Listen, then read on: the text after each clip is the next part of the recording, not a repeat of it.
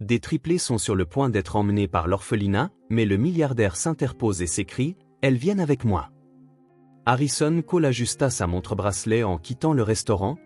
Avant de commencer l'histoire, n'oubliez pas de laisser un like et de vous abonner à la chaîne pour voir plus d'histoires comme celle-ci. 19h30 précise, comme toujours. Sa vie fonctionnait comme une machine bien huilée. Pas de surprise, pas de détour, pas d'ingérence extérieure. Exactement comme il l'avait prévu. La nuit était claire, mais l'air portait cette humidité qui précède la pluie. Harrison décida de marcher un peu avant d'appeler son chauffeur, une petite déviation dans sa routine, rien de significatif, juste quelques minutes supplémentaires avant de retrouver la sécurité de son manoir. Les rues du centre-ville étaient plus animées qu'il ne l'aurait souhaité, gens pressés, vitrines brillamment éclairées, conversations bruyantes. Harrison gardait les yeux fixés sur le chemin devant lui, évitant tout contact visuel avec les passants.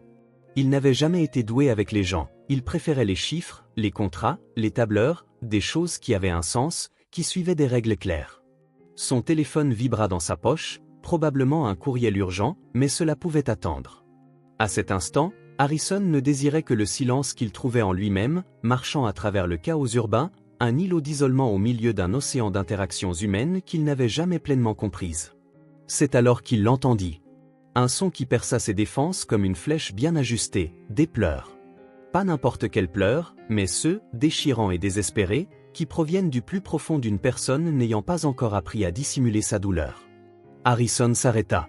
Il tourna la tête vers le bruit, presque instinctivement, allant à l'encontre de son habitude d'ignorer les distractions. De l'autre côté de la rue, devant un bâtiment administratif, 3 petites filles étaient placées dans une camionnette blanche portant le logo des services de protection de l'enfance. Leurs petites mains étaient fermement serrées, comme pour tenter de fusionner en une seule personne. 2 femmes aux expressions fatiguées, qui témoignaient d'une longue et difficile journée, tentaient doucement de les séparer pour les installer dans le véhicule. « S'il vous plaît, je ne veux pas y aller seule », cria celle du milieu, brune aux grands yeux, ses larmes scintillant. « On a promis qu'on resterait ensemble, on a promis », sanglota la plus petite, une enfant fragile aux tresses en désordre. « On ne peut pas aller dans des endroits différents », supplia la plus grande, essayant de garder son sang-froid, mais le menton tremblant visiblement, même de là où se tenait Harrison. « Les filles, » expliqua l'une des femmes, la voix douce mais ferme, « nous n'avons qu'une seule famille prête à prendre l'une de vous pour l'instant. Les autres iront dans des foyers d'accueil temporaires jusqu'à ce que nous trouvions des solutions permanentes. » Harrison ne pouvait plus bouger. Quelque chose d'étrange se passait en lui. C'était comme si un nœud, serré depuis longtemps dans sa poitrine, commençait à se défaire. Il réalisa qu'il retenait son souffle. « Mais on a promis à maman, » dit la fille du milieu, sa voix tombant à un murmure dévastateur. « On a promis qu'on ne se séparerait jamais. » Ce fut comme si un mur invisible s'effondrait. Harrison Cole, qui avait passé les 15 dernières années à construire méticuleusement une vie de détachement, mesurant chaque interaction sociale avec la précision d'un horloger, se retrouva à traverser la rue sans même en prendre la décision consciente. « Excusez-moi », entendit-il sa propre voix avant même de comprendre ce qu'il faisait. Les 2 femmes se tournèrent, surprises. Les filles se figèrent, toujours agrippées les unes aux autres. « Puis-je vous aider ?» demanda l'une des employées, ajustant son badge où l'on pouvait lire « Département des services à l'enfance ». Harrison sentit l'absurdité de la situation. Il ne connaissait pas ses enfants, ne savait rien de la manière de s'occuper d'enfants. Il n'avait jamais voulu d'enfants. Sa maison était un sanctuaire de silence et d'ordre. Et pourtant, il était là, regardant droit dans ses 3 paires d'yeux effrayés qui, d'une manière impossible à expliquer, semblaient le regarder en retour comme s'ils le connaissaient déjà. « Elles viennent avec moi », dit-il, les mots sortant comme s'ils avaient leur propre volonté. L'employé cligna des yeux, confuse. « Je suis désolé, monsieur, mais ces enfants sont sous la garde de l'État. Vous ne pouvez pas simplement ?» Harrison sortit son portefeuille. Harrison Cole, se présenta-t-il en tendant sa carte de visite. « Je peux garantir un logement adéquat et les ressources financières pour prendre soin de ces enfants. J'aimerais leur éviter d'être séparés. » Les minutes suivantes furent un tourbillon de questions, d'appels téléphoniques, de vérifications d'identité. Harrison répondait mécaniquement, comme s'il était au milieu d'une négociation commerciale particulièrement complexe. Une partie lointaine de son esprit hurlait que c'était de la folie, qu'il devait tourner le dos et continuer sa marche, appeler son chauffeur, retourner à sa vie parfaitement organisée. Mais quelque chose de plus fort le retenait là, ferme dans sa décision inattendue. Nous avons des protocoles, Monsieur Cole. Nous ne pouvons pas simplement confier des enfants à n'importe qui. Je comprends parfaitement, répondit-il, gardant sa voix calme. Je suis prêt à suivre toutes les procédures nécessaires. Vous pouvez effectuer toutes les inspections et vérifications dont vous avez besoin, mais ces enfants ne seront pas séparés aujourd'hui. Les filles observaient la scène, toujours entrelacées, comme si elles craignaient qu'une seconde d'inattention n'entraîne leur séparation. Après d'autres appels téléphoniques et une conversation avec quelqu'un apparemment plus haut placé, l'employée la plus âgée soupira. « Eh bien, Monsieur Cole, votre nom et votre position facilitent les choses, je l'admets.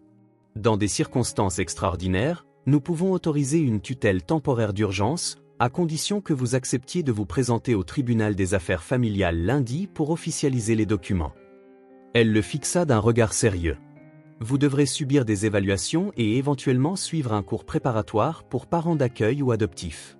Comprenez-vous cela ?»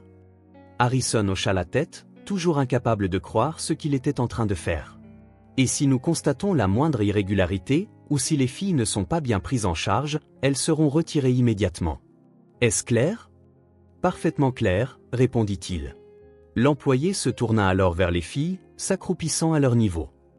Junipé, Maisie, Tess, ce monsieur a proposé de vous prendre toutes les trois ensemble. Vous resterez chez lui ce soir, et nous passerons demain pour voir comment vous allez. C'est d'accord ? Les trois regardèrent Harrison avec des yeux lasses, mais ce fut la plus grande qui fit un petit pas en avant. Nous tout ensemble ? Oui, répondit Harrison, sentant une étrange boule dans sa gorge. Vous tout ensemble. Les filles échangèrent des regards, une communication silencieuse qui parlait d'un lien plus profond que ce qu'Harrison pouvait comprendre. Ma maison est à 20 minutes d'ici, ajouta-t-il, ne sachant quoi dire d'autre. Elle a beaucoup d'espace. La plus petite des trois, celle qui se cramponnait encore fermement à la main de sa sœur du milieu, fit un minuscule hochement de tête. Les autres suivirent, une décision collective prise en silence. Pendant qu'Harrison signait une pile de documents préliminaires, les employés déposèrent quelques sacs à dos usés à côté des filles. Tout ce qu'elles possèdent, expliqua doucement la plus jeune employée. Ce n'est pas grand-chose. Harrison appela son chauffeur, qui arriva en quelques minutes, visiblement surpris de voir son employeur accompagné, mais trop professionnel pour commenter. Le trajet jusqu'au manoir fut silencieux. Les trois filles, blotties sur la banquette arrière de la voiture de luxe, se serraient les unes contre les autres comme pour prendre le moins de place possible, regardant par les fenêtres avec des expressions mêlant peur et fascination. Harrison était assis à l'avant, ne sachant que dire, se sentant soudain comme un étranger dans sa propre vie. Lorsque la voiture franchit les grilles en fer forgé et remonta la longue allée circulaire, s'arrêtant devant le manoir en pierre de taille, Harrison entendit un petit hoquet collectif. « C'est un château ?» murmura celle du milieu, celle que l'employé avait appelée Maisie. « C'est juste une maison, » répondit Harrison, mal à l'aise face à cette admiration imméritée. « Entrons. » Il les conduisit sur les marches de marbre jusqu'à la porte principale, la déverrouilla et entra, remarquant pour la première fois comment sa maison pouvait apparaître aux yeux d'un enfant, grande, froide, presque intimidante dans son minimalisme élégant. Statue de marbre, œuvre d'art abstraite, très peu de signes qu'un être humain y vivait réellement. Les filles entrèrent timidement, serrant leurs sacs à dos cabossés contre leur poitrine comme des boucliers. « Vous pouvez enlever vos chaussures, » dit-il, remarquant leurs baskets usées. « Et bienvenue. » Le mot sonnait étrangement sur ses lèvres. Quand avait-il dit bienvenue à quelqu'un dans sa maison pour la dernière fois? Avait-il même invité quelqu'un ces dernières années? « Il fait froid ici, » commenta la plus grande, qui devait être Junipé. Harrison réalisa qu'elle avait raison. Il maintenait toujours la température basse, préférant porter un pull plutôt que de surchauffer l'environnement. « Je peux régler le thermostat, » répondit-il en se dirigeant vers le panneau mural. « C'est mieux comme ça ?» Les trois hochèrent la tête, toujours debout au même endroit, comme de petites statues. « Vous devez avoir faim, » dit-il, bien qu'il n'ait aucune idée de ce qu'il fallait leur offrir. Son réfrigérateur contenait rarement plus que l'essentiel pour ses propres repas simples. « Ça va, » répondit Junipé, comme si elle craignait de déranger, mais son estomac la trahit, gargouillant bruyamment dans le silence du manoir. Harrison vérifia sa montre, presque 21 heures. Probablement tard pour que des enfants soient éveillés, supposa-t-il, sans en être sûr. Peut-être devriez-vous manger quelque chose de léger et ensuite vous reposer, suggéra-t-il. La journée a été difficile. Il les conduisit à la cuisine, impeccablement propre et rarement utilisée à pleine capacité. Il ouvrit le réfrigérateur, y trouvant du lait, du fromage, quelques œufs. Des sandwichs, proposa-t-il, se sentant étrangement inadéquat. Les filles hochèrent la tête à l'unisson. Harrison commença à préparer quelque chose de simple, coupant du pain, jetant des regards de côté alors qu'elles restaient proches les unes des autres, ne s'éloignant jamais de plus de quelques centimètres. « Vous pouvez vous asseoir », leur dit-il, désignant les tabourets hauts de l'îlot de cuisine. À contre-cœur, elles obéirent, grimpant avec une certaine difficulté. La plus petite, Tess, eut besoin de l'aide de Maisie pour s'installer. « Vous aimez le fromage ?» demanda Harrison, essayant d'établir une sorte de communication. « Oui, monsieur », répondit Junipé, trop formel pour une si petite enfant.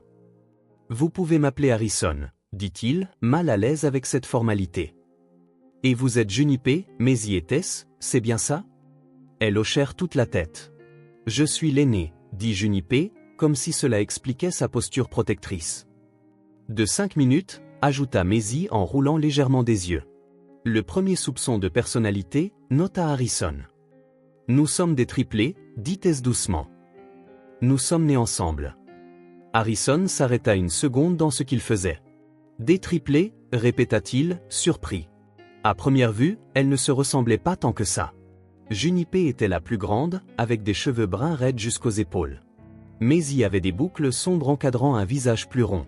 Tess était la plus petite, plus délicate, avec des tresses partiellement défaites. Identique à l'intérieur, dit Maisie avec un petit sérieux. C'est ce que notre maman disait toujours. Le silence qui suivit était chargé d'une tristesse qu'Harrison ne savait comment aborder. Au lieu de cela, il plaça les sandwichs sur des assiettes et les leur tendit, ainsi que des verres de lait. Les filles mangèrent lentement, avec une politesse soignée qui semblait incongrue avec leurs vêtements usés. Harrison réalisa qu'il observait chacun de leurs mouvements avec une curiosité qu'il n'avait pas ressentie depuis des années, peut-être des décennies. « Vous avez terminé ?» demanda-t-il en voyant les assiettes vides. « Alors nous devrions vous préparer un endroit pour dormir. » Il les guida dans le couloir jusqu'à l'une des suites d'invités qu'il n'utilisait jamais. La chambre était spacieuse, décorée dans des tons neutres, avec 2 lits jumeaux parfaitement faits, des draps impeccables et des oreillers sans défaut. Elles s'arrêtèrent à la porte, regardant les lits séparés avec des expressions qu'Harrison ne put déchiffrer immédiatement. Ce fut Tess qui verbalisa le problème.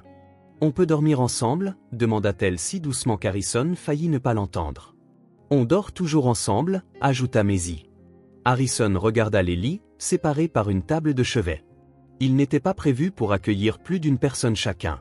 « Je pense qu'on peut arranger ça, » dit-il, se surprenant lui-même par sa volonté de perturber la pièce parfaitement agencée. Il déplaça la table de chevet, la poussant dans un coin, puis commença à rapprocher les 2 lits. Les filles regardaient en silence, toujours près de la porte, comme si elles craignaient d'entrer pleinement en territoire inconnu. « Ce n'est toujours pas assez grand pour 3, marmonna Harrison, plus pour lui-même que pour elle. « Attendez une minute. » Il quitta la pièce et revint peu après, transportant des couvertures supplémentaires, des oreillers et une couette épaisse et douce. Sous leur regard curieux, il façonna un grand nid sur le sol, entre les lits désormais réunis et le mur, créant une sorte de zone de couchage improvisée, assez grande pour les accueillir toutes les 3 ensemble. « C'est mieux comme ça ?» demanda-t-il, se sentant étrangement anxieux de leur approbation. Pour la première fois depuis leur arrivée, un petit sourire apparut sur le visage de Tess. « Ça a l'air douillet, dit-elle. »« Il y a une salle de bain juste là, » dit Harrison en désignant une porte à l'intérieur de la chambre. « Il y a des brosses à dents neuves dans le tiroir sous le lavabo. » Il quitta la pièce pour leur laisser un peu d'intimité, s'attardant dans le couloir sans savoir exactement quoi faire de lui-même. Par la porte légèrement entr'ouverte, il pouvait les entendre chuchoter, le bruit de l'eau qui coule, de minuscules pas sur le marbre de la salle de bain.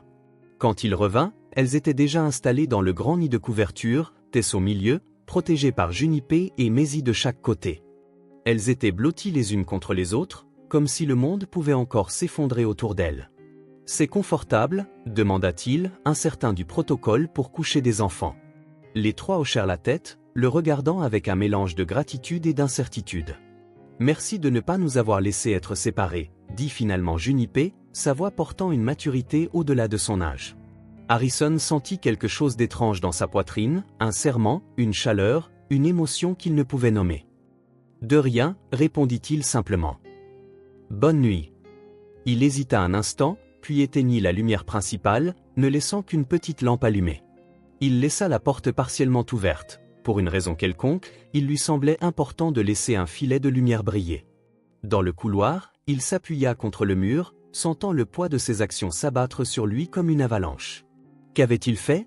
3 enfants dormaient dans sa maison, 3 enfants dont il ignorait l'existence quelques heures plus tôt. Harrison passa une main sur son visage, essayant d'organiser ses pensées. Lundi arriverait vite. Il devrait aller au tribunal. Il devrait prendre des décisions. Que dirait-il? Qu'il avait agi sur une impulsion? Que quelque chose dans les pleurs de ses filles avait touché une partie de lui dont il ignorait l'existence. Il se dirigea vers son bureau et se versa un verre. Le whisky lui brûla la gorge mais n'apporta pas la clarté qu'il espérait.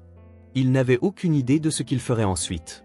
Il ne savait rien de la responsabilité d'autre vie que la sienne. Sa maison n'était pas un lieu pour des enfants. Sa vie n'avait pas de place pour le chaos, le bruit, l'imprévisibilité que 3 petites personnes apporteraient inévitablement. Mais une chose était certaine, pensa-t-il en fixant le liquide ambré dans son verre, sa vie ne serait plus jamais la même. Pour le meilleur ou pour le pire, Harrison Cole avait brisé le schéma soigneusement construit de son existence, et maintenant, il était en territoire complètement inconnu. Il regarda par la fenêtre de son bureau la nuit noire au-delà. Quelque part à l'étage, 3 cœurs battaient avec une confiance qu'il n'était pas sûr de mériter. Que ferait-il ensuite? Il n'en avait aucune idée. Mais il savait qu'il ne pouvait pas revenir en arrière. L'horloge indiquait 6 heures du matin quand Harrison se réveilla, comme d'habitude. Un instant, dans le silence de sa chambre, il faillit oublier qu'il n'était plus seul dans le manoir. Puis la réalité revint en force, 3 enfants dormaient à l'étage. Son reflet dans le miroir de la salle de bain semblait le même que toujours, mais quelque chose avait changé.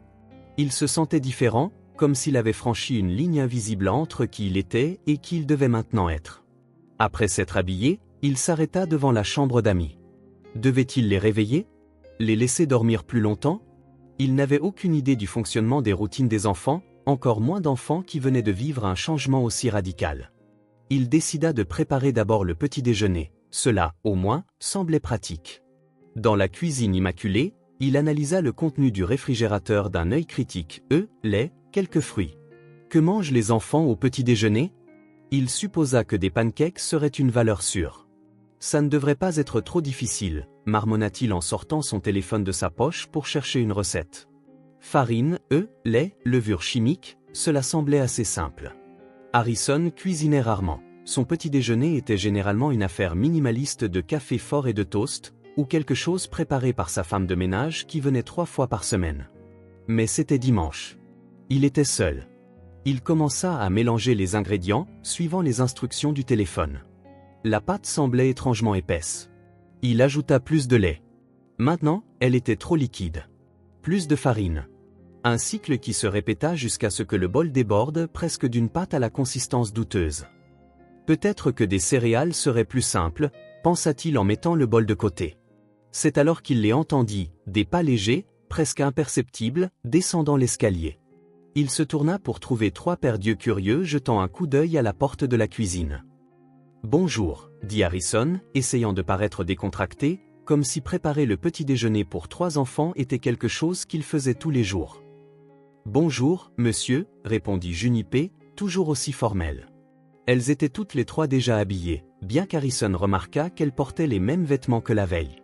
« Vous pouvez m'appeler Harrison », leur rappela-t-il en leur faisant signe d'entrer. J'essayais de faire des pancakes, mais je pense que des céréales seraient plus réalisables. Maisie regarda le bol de pâte étrange et plissa le nez. « Je peux aider ?» proposa-t-elle. Maman nous laissait aider à faire le petit déjeuner. Harrison hésita. L'idée d'enfant dans sa cuisine immaculée, avec le potentiel de renverser, de casser et de salir, le mettait profondément mal à l'aise. Mais l'alternative était de continuer avec sa tentative ratée. « D'accord », accepta-t-il en reculant. « Que suggérez-vous » À sa surprise, les filles se déplacèrent dans la cuisine avec une efficacité surprenante. Junipé prit un nouveau bol tandis que Maisie jetait la tentative ratée. Tess, la plus petite, tira un tabouret pour pouvoir atteindre le comptoir. « Il nous faut une tasse de farine, pas trop pleine », expliqua Maisie, et 2 œufs et un peu de sucre. Harrison regarda, fasciné, les 3 petites travailler en harmonie, apparemment habitué à cette routine. Junipé cassa les œufs avec soin, Maisie mesura les ingrédients secs et Tess remua le mélange avec une concentration intense. 15 minutes plus tard, une pile impressionnante de pancakes dorés trônait au milieu de la table. Ils n'étaient pas parfaitement ronds, mais ils sentaient délicieusement bon. « Vous faisiez ça souvent ?» demanda Harrison en versant du jus d'orange dans 4 verres. « Chaque fois qu'il y avait de la nourriture, oui, » répondit simplement Junipé en coupant de petits morceaux pour Tess. La réponse frappa Harrison comme un coup de poing dans l'estomac. Bien sûr. Ces enfants avaient vécu dans des circonstances qu'ils pouvaient à peine imaginer. Leur talent culinaire ne venait pas d'une enfance privilégiée avec des parents aimants enseignant des recettes familiales, mais de la nécessité. Le petit déjeuner se déroula dans un silence gênant.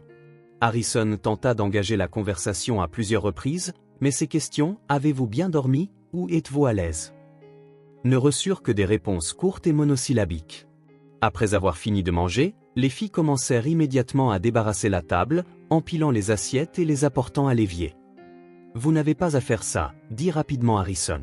« Vous pouvez aller jouer ou quelque chose. » Les 3 échangèrent des regards. « Jouer à quoi ?» demanda Tess si doucement qu'Harrison faillit ne pas l'entendre. Il regarda autour de lui. Sa maison n'avait pas de jouets, pas de livres pour enfants, rien pour divertir des enfants.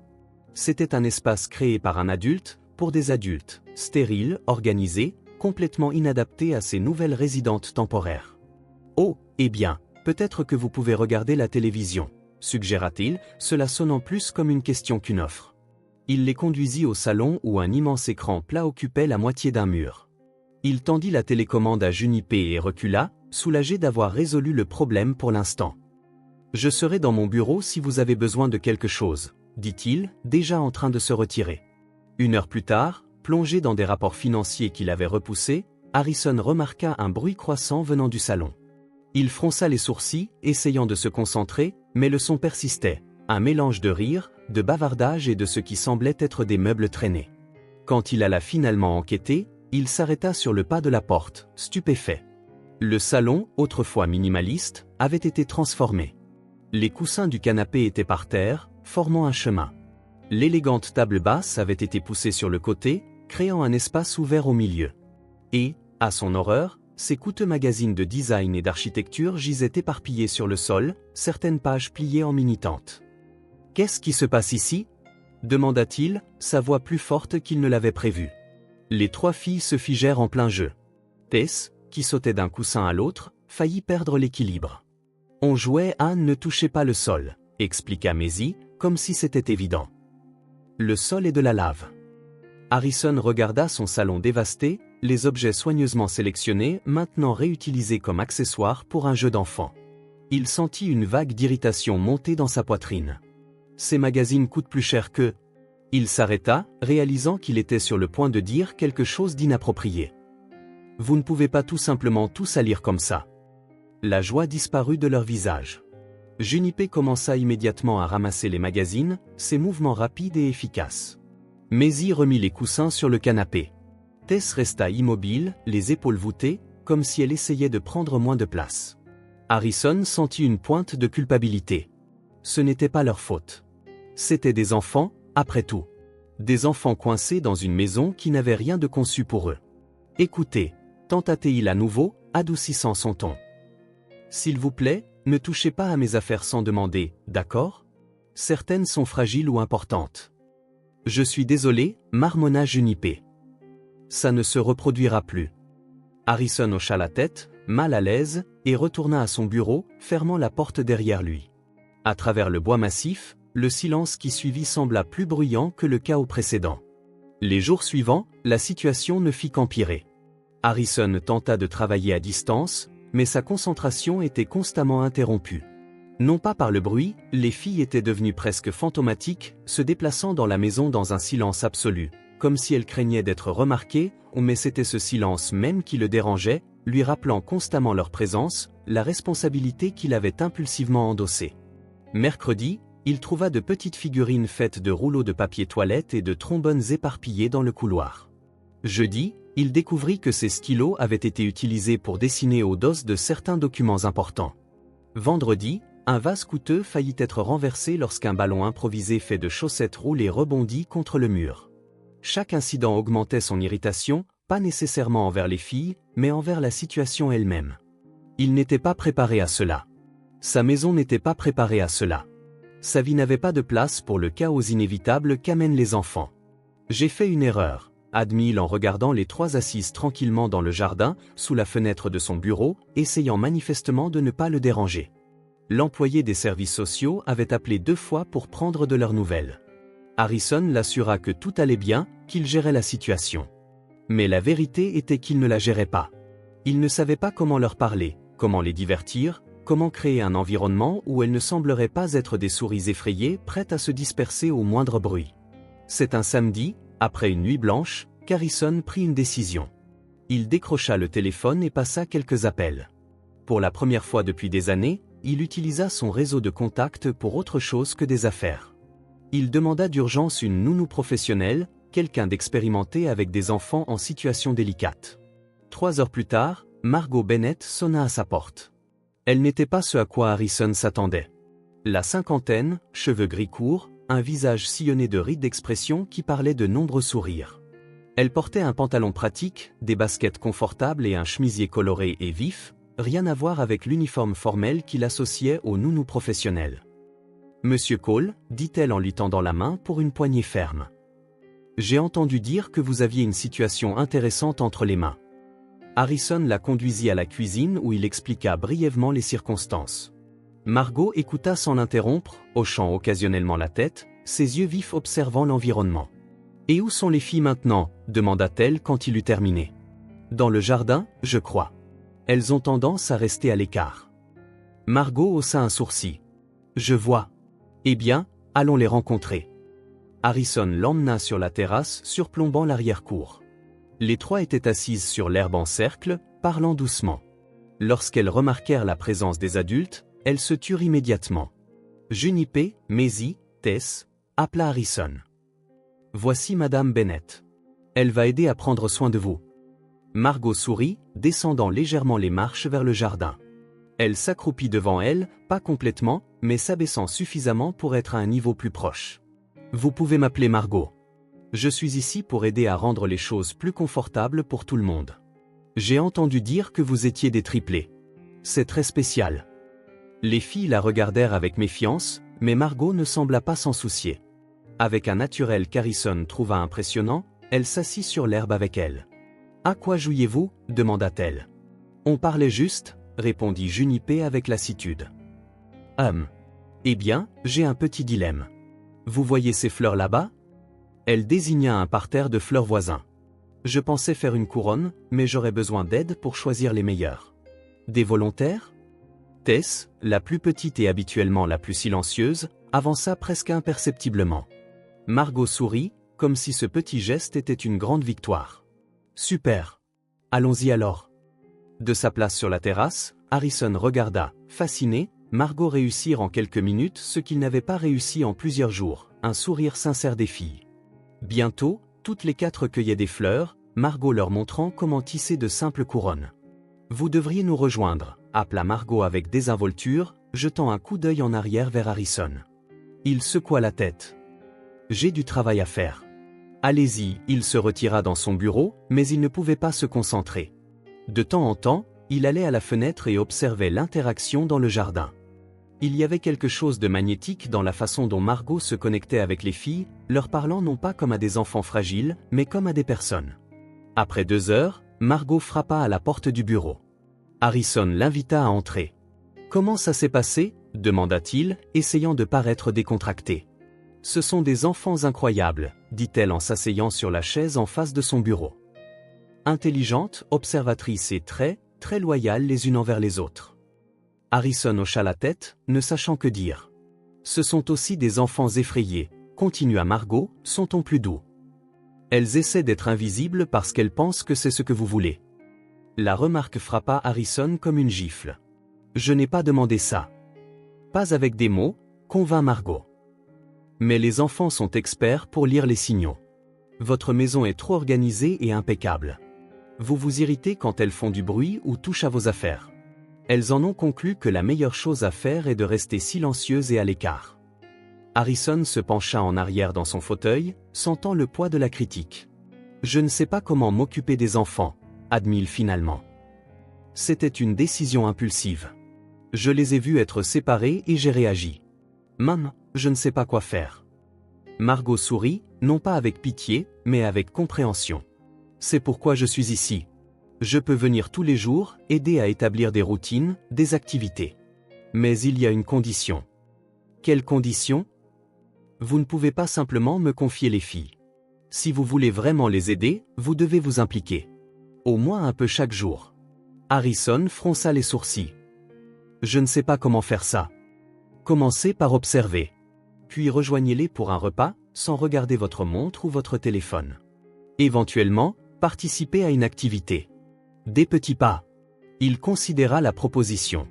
Ce n'était pas ce qu'il avait prévu. Il avait espéré que Margot prendrait simplement le problème en charge, le libérant pour retourner à sa vie normale. Mais quelque chose dans sa manière directe et sans jugement le fit hocher la tête. Je peux essayer. Excellent. Je vais préparer le déjeuner avec elle maintenant. Venez nous rejoindre quand vous serez prêts. Après le départ de Margot, Harrison resta assis longtemps à réfléchir. De la cuisine, il pouvait entendre le doux son des rires enfantins mêlés à la voix calme de Margot. C'était un son étrange dans sa maison, mais pas entièrement désagréable. Peut-être, pensa-t-il en se levant pour les rejoindre, que de petits pas étaient exactement ce dont ils avaient tous besoin. La présence de Margot transforma le manoir. Pas d'un coup, pas de façon spectaculaire, mais par petits moments qui, comme des gouttes d'eau, commencèrent à combler le vide entre Harrison et les filles. 2 semaines s'étaient écoulées depuis qu'elle avait commencé à venir quotidiennement. Elle établit des routines, créa des activités et transforma l'une des chambres d'amis inutilisées en une aire de jeux improvisés. Peu à peu, les voix des filles commencèrent à résonner dans les couloirs, d'abord comme des murmures timides, puis sur des tons de plus en plus à l'aise. Harrison fit sa part. Il observait de loin, les rejoignait au repas, leur demandait comment s'était passée leur journée, maladroitement mais avec persistance. Au début, ces tentatives furent accueillies par des réponses brèves et des regards lasses, mais la persistance, même forcée, commença à porter ses fruits.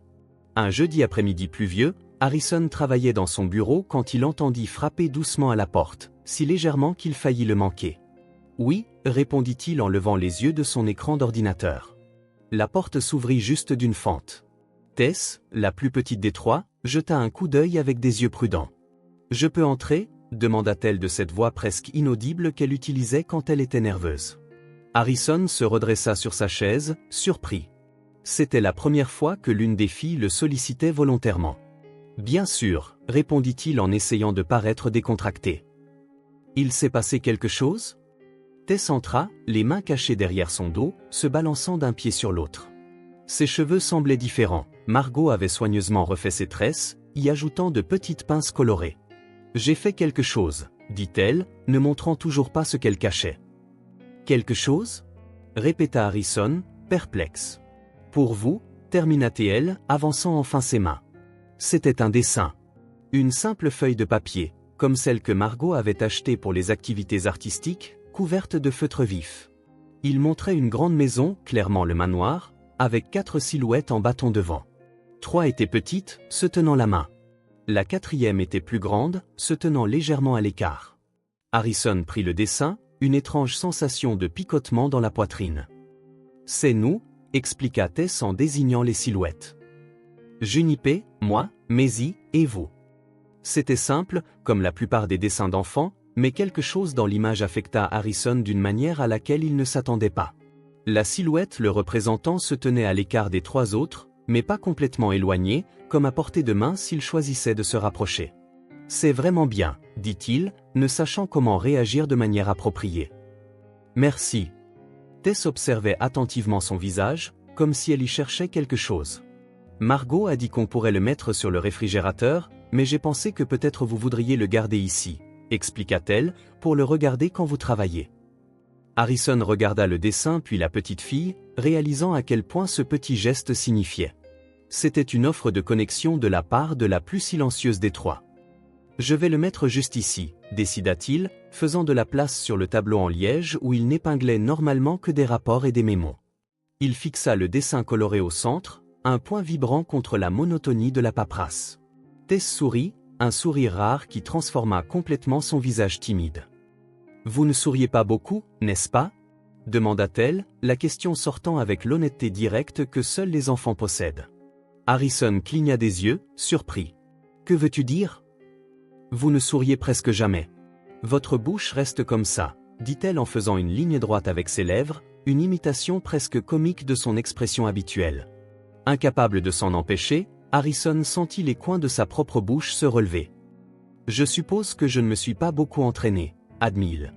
Tess hocha la tête, comme si cela avait un sens parfait.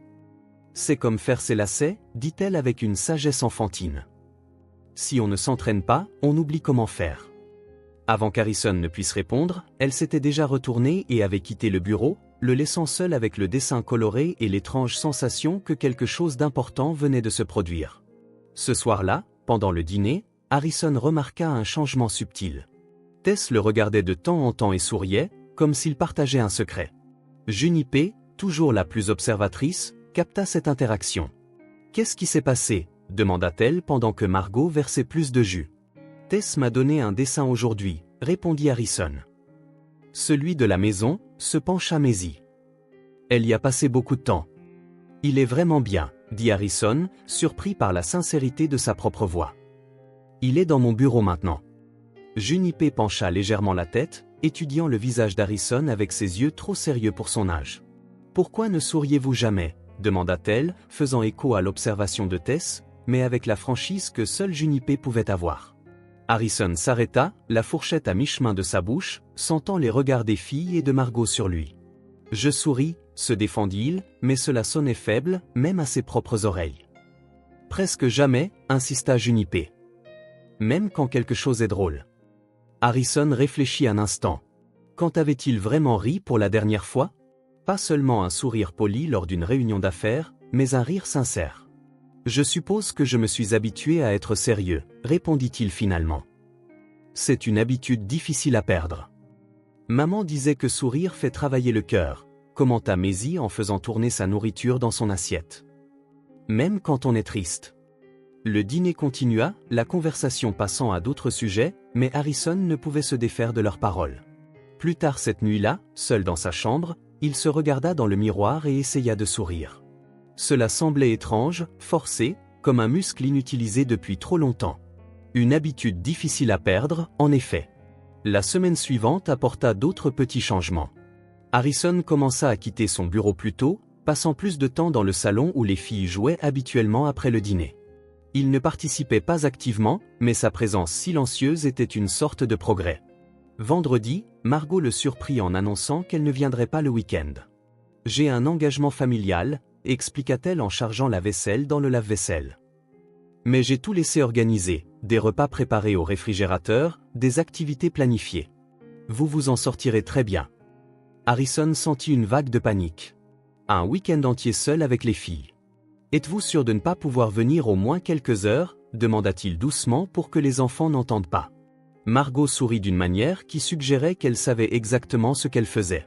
« J'en suis sûr. Et vous vous en sortirez très bien. » Et Harrison, il est temps de faire un autre pas en avant. Lorsque Margot partit cet après-midi-là, la maison parut étrangement vide, malgré les 4 personnes qui occupaient encore ses pièces. Harrison tenta de se remettre au travail, mais il ne pouvait pas se concentrer. Au dîner, il servit la nourriture que Margot avait préparée, tentant une conversation décontractée avec les filles.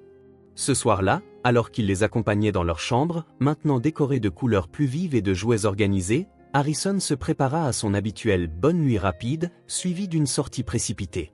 « Tu nous racontes une histoire ?» demanda Maisie une fois toutes les 3 installées dans le grand lit qu'Harrison avait acheté pour remplacer leur arrangement improvisé initial.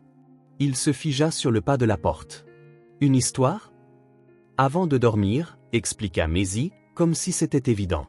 « Margot nous en raconte toujours une. » Harrison regarda les 3 filles, leurs visages expectatifs, et sentit un nœud dans son estomac. Une histoire. Quel genre d'histoire ? Il n'avait jamais raconté d'histoire de sa vie. Il ne savait pas par où commencer, quoi dire, comment inventer quelque chose à partir de rien. Je ne suis pas très doué pour les histoires, admit-il. S'il te plaît, insista Maisie, ses grands yeux sombres impossibles à refuser. Harrison prit une profonde inspiration, rentra dans la chambre et s'assit maladroitement sur le bord du lit. D'accord, accepta-t-elle. Je vais essayer. Il s'éclaircit la gorge, se sentant ridiculement nerveux. Il était une fois. Commença-t-il, la phrase sortant comme une question. Il était une fois un homme? Il s'arrêta, ne sachant comment continuer. Les filles attendaient patiemment. Cet homme vivait seul, continua Harrison, réalisant qu'il racontait essentiellement sa propre histoire. Dans une grande maison. Il aimait le silence et l'ordre. Tout avait sa place. Plus de silence? Harrison se sentit de plus en plus mal à l'aise. Et alors, demanda Tess.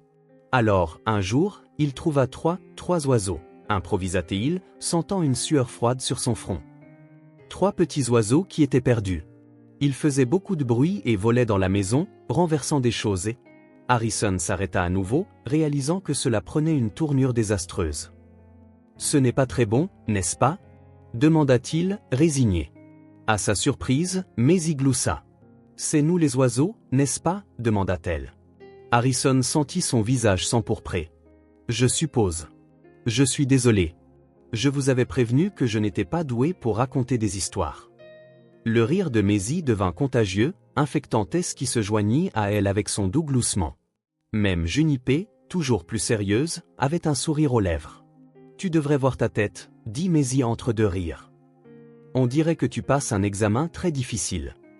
Harrison se surprit à sourire, puis, à sa propre surprise, un rire s'échappa au maladroit, rouillé, mais sincère. Et soudain, ils riaient tous ensemble, un moment de connexion inattendue né de son échec en tant que conteur. D'accord, dit-il quand les rires se calmèrent. Je suppose qu'il faut admettre que les histoires ne sont pas mon point fort. Tu as juste besoin de t'entraîner, encouragea Junipé, faisant écho aux paroles antérieures de Tess sur le sourire. Harrison hocha la tête en se levant du lit. Il borda les couvertures autour d'elle, un geste qui devenait de plus en plus naturel. Bonne nuit, alors. Demain, peut-être qu'on pourra réessayer. Le lendemain matin, Harrison partit tôt. Il conduisit jusqu'au centre commercial le plus proche, un endroit qu'il évitait habituellement comme la peste. Il demanda conseil à un employé de librairie, se sentant complètement hors de son élément dans la section jeunesse aux étagères colorées. Il rentra chez lui avec 2 sacs remplis de livres pour enfants, contes classiques, histoires de fées, aventures modernes. Il passa l'après-midi dans son bureau, mais pas à travailler. Au lieu de cela, il s'entraîna à lire plusieurs histoires, marquant des passages, testant différentes voix, se préparant comme pour une présentation importante. Ce soir-là, quand les filles demandèrent une histoire, il était prêt. En fait, dit-il en révélant l'un des livres qu'il avait caché derrière son dos, j'ai apporté quelques options. Leurs yeux s'écarquillèrent à la vue de la couverture colorée et des illustrations vives. Harrison s'installa sur le bord du lit, ouvrit le livre choisi, une histoire d'ours qui ne pouvait pas dormir et commença à lire. Au début, sa voix était raide, trop formelle, mais au fur et à mesure que l'histoire progressait, il se laissa aller au rythme, changeant de ton pour les différents personnages, faisant des pauses dramatiques au bon moment. Les filles écoutaient, complètement absorbées. Quand Harrison ferma le livre, la pièce tomba dans un silence différent. Pas le silence inconfortable des premiers jours, mais le silence satisfait qui suit un moment spécial. On pourra en lire un autre demain, demanda Tess d'une voix ensommeillée. Si vous voulez, répondit-il, surpris de voir à quel point il avait hâte. Cela devint un rituel. Chaque soir, après le dîner et avant le coucher, Harrison lisait une histoire, parfois 2 si les filles suppliaient pour juste une de plus. Chaque jour qui passait, il s'améliorait, devenait plus expressif, plus confiant. Et les filles répondaient, posant des questions sur les histoires, riant aux passages drôles, se blottissant plus près pendant les moments effrayants. Margot observait cette évolution avec un sourire satisfait. « Vous vous en sortez bien », commenta-t-elle un après-midi alors qu'il regardait les filles jouer dans le jardin. Harrison haussa les épaules, incapable de cacher complètement la fierté qu'il ressentait. « Ce n'est que de la lecture, dit-il. »« Ce n'est pas que de la lecture, corrigea Margot. C'est de la connexion. Cela leur montre qu'elles sont assez importantes pour mériter votre temps et votre attention. » Il savait qu'elle avait raison. L'heure du conte était devenue sa partie préférée de la journée aussi, un moment où il n'était pas Harrison Cole, l'homme d'affaires riche et distant, mais simplement un homme lisant à 3 enfants qui, d'une manière inexplicable, commençait à prendre une place plus grande dans sa vie. Le manoir, autrefois monument de silence et d'ordre, abritait maintenant des sons différents, rires matinaux au petit déjeuner, questions curieuses au dîner, halètements de surprise pendant les histoires du coucher, conversations à voix basse entre les sœurs résonnant dans des couloirs autrefois silencieux. Et à sa surprise, Harrison découvrit que cela ne le dérangeait pas. En fait, la maison ne s'était jamais sentie aussi vivante, ni autant comme un foyer. L'heure du conte était devenue sacrée. Harrison n'aurait jamais imaginé que lire des livres pour enfants deviendrait la partie la plus attendue de sa journée. La routine était toujours la même. Après le dîner, les filles se brossaient les dents, enfilaient leurs pyjamas et s'installaient au lit. Il arrivait avec un nouveau livre, s'asseyait sur le bord et les transportait tous dans des mondes magiques pendant 20, parfois 30 minutes.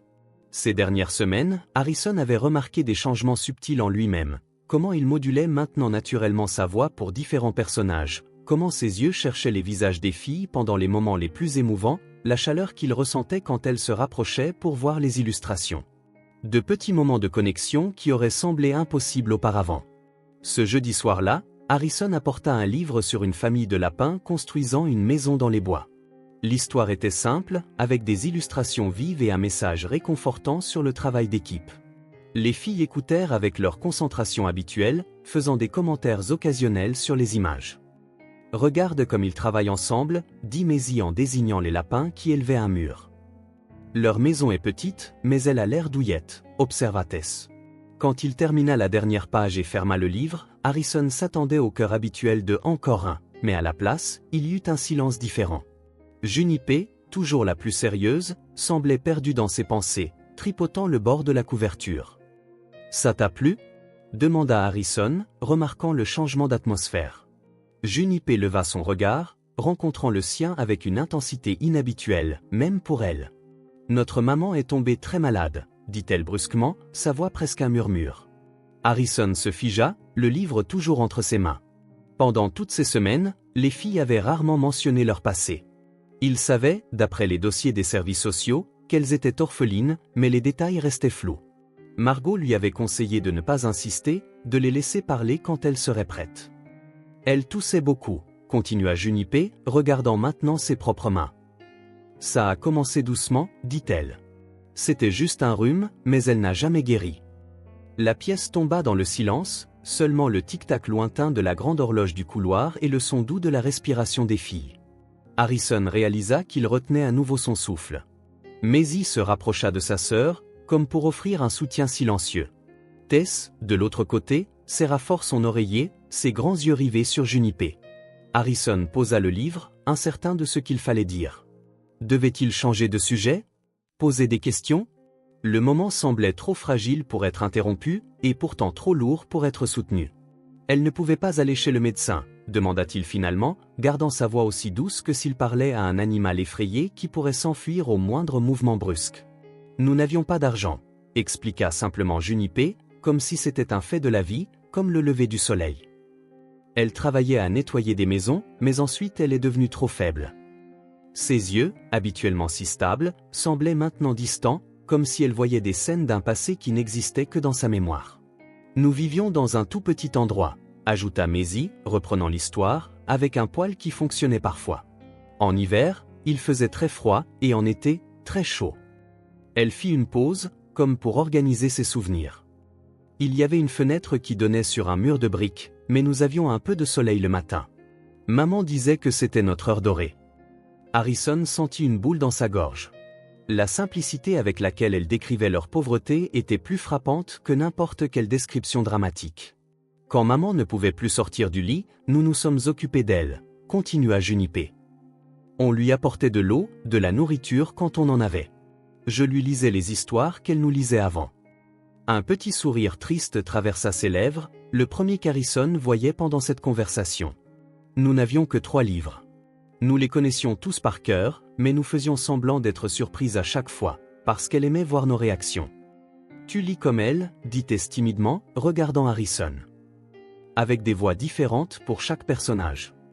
Harrison déglutit difficilement, surpris par cette comparaison inattendue. Il sentit une étrange chaleur dans sa poitrine, désagréable par son intensité, mais pourtant significative, comme si quelque chose dégelait en lui. Une nuit, elle nous a appelés près d'elle, dit Junipé, les yeux lointains alors qu'elle revivait le souvenir. elle nous a fait promettre de toujours rester ensemble, quoi qu'il arrive. Elle a dit que nous étions plus fortes ensemble.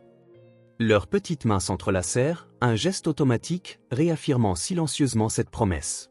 Le lendemain matin, elle ne s'est pas réveillée, ajouta doucement Maisie, sa voix minuscule. Un voisin a appelé des gens qui l'ont emmenée.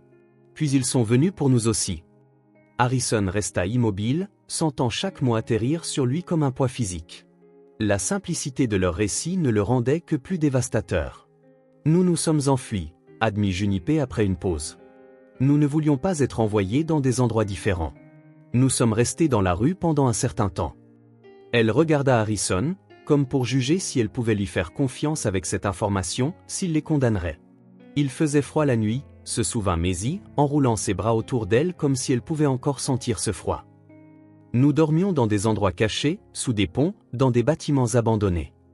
J'avais peur du noir, murmura Tess, mais Junipé restait toujours éveillée jusqu'à ce que je m'endorme. Junipé haussa les épaules, comme si ce n'était rien, mais Harrison vit le poids de la responsabilité qu'elle portait. Parfois, nous avions vraiment faim, continua Maisie, le regard baissé. Tellement faim que ça faisait mal ici, dit-elle en désignant son ventre. Junipé essayait toujours de trouver de la nourriture pour nous. Elle disait qu'elle n'avait pas faim, mais nous savions qu'elle l'était. Harrison sentit quelque chose d'humide sur sa main et réalisa, surpris, que ses propres yeux se remplissaient de larmes. Il le dissimula rapidement, feignant de se frotter le visage. L'homme de la boulangerie nous donnait parfois du pain rassis, ajouta Junipé.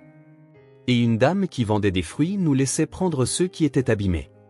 Elle fit une pause, réfléchissant à l'opportunité de continuer. Une fois, nous avons trouvé un portefeuille par terre. Il y avait de l'argent dedans. Les trois échangèrent des regards, une tension soudaine entre elles. Nous l'avons rendu, se hâta de dire Maisie. Junipé nous a obligés à le donner à un policier. Elle a dit que maman serait triste si nous gardions quelque chose qui n'était pas à nous. Harrison sentit une vague d'admiration pour Junipé, une petite enfant affamée, fidèle à des principes que beaucoup d'adultes dans des circonstances bien meilleures abandonneraient. Nous avons vécu comme ça jusqu'à ce que la police nous trouve dormant dans un parc, expliqua-t-elle. Ensuite, nous sommes allés dans un foyer. C'était propre, dit Maisie, mais il y avait beaucoup d'autres enfants, et les gens essayaient sans cesse de nous séparer. Ses yeux se plantèrent dans ceux d'Harrison, implorant sa compréhension. Il disait que c'était plus facile de trouver une famille pour un enfant que pour trois. La voix de Tess était si basse qu'Harrison dut se pencher pour l'entendre. Mais on avait promis à maman. Elle fit une pause, ses petits doigts agrippant nerveusement le bord de l'oreiller. J'avais vraiment peur, avoua-t-elle. Peur de me réveiller un jour et de ne pas voir mes sœurs. D'être complètement seule. Ces mots frappèrent Harrison comme un coup de poing. L'idée de Tess, si petite et fragile, seule dans un endroit étrange, séparée des seules personnes qui lui donnaient de la sécurité, était insupportable. Le jour où vous nous avez trouvés, continua Junipé, regardant directement Harrison, ils allaient prendre Maisie en premier. Sa famille ne voulait qu'elle. Harrison se souvint vivement de ce moment sur le trottoir, de leur désespoir quand elles réalisèrent qu'elles seraient séparées, des pleurs qui avaient percé toutes ses défenses. Comment ce son avait éveillé quelque chose en lui dont il ignorait l'existence. Et puis vous êtes arrivés, dit Maisie avec un petit sourire, les larmes coulant maintenant librement sur ses joues. Comme dans les livres, quand quelqu'un arrive juste à temps pour sauver tout le monde. Harrison ne put répondre, un nœud géant lui bloquait la gorge, et il savait que s'il parlait, sa voix se briserait. Au lieu de cela, il tendit la main, dans un geste qui n'était toujours pas entièrement naturel pour lui, toucha doucement les cheveux de Maisie. Un silence suivit, rempli seulement par le doux bruit de la pluie qui avait commencé à taper contre les fenêtres. Merci, dit Junipé avec ce sérieux constant, d'avoir tenu notre promesse. Le silence qui suivit était lourd d'émotion. Harrison réalisa que les filles attendaient une réponse, une réaction à leurs histoires. Mais comment pouvait-il exprimer la tempête en lui? Comment dire que leur souffrance l'affectait d'une manière qu'aucune tragédie lointaine n'avait jamais fait? Vous êtes très courageuse, dit-il finalement, les mots semblant inadéquats, mais tout ce qu'il pouvait trouver. Et vous ne serez pas séparés. Je vous le promets. Ce n'est qu'après que les mots furent sortis qu'il réalisa le poids de ce qu'il venait de dire. Une promesse n'était pas quelque chose qu'Harrison Cole faisait à la légère. Les implications de cet engagement flottaient dans l'air entre eux, presque tangibles. Il est temps de dormir maintenant, ajouta-t-il en bordant les couvertures autour d'elle, un geste devenu familier ces dernières semaines. Il remarqua que ses mains tremblaient légèrement.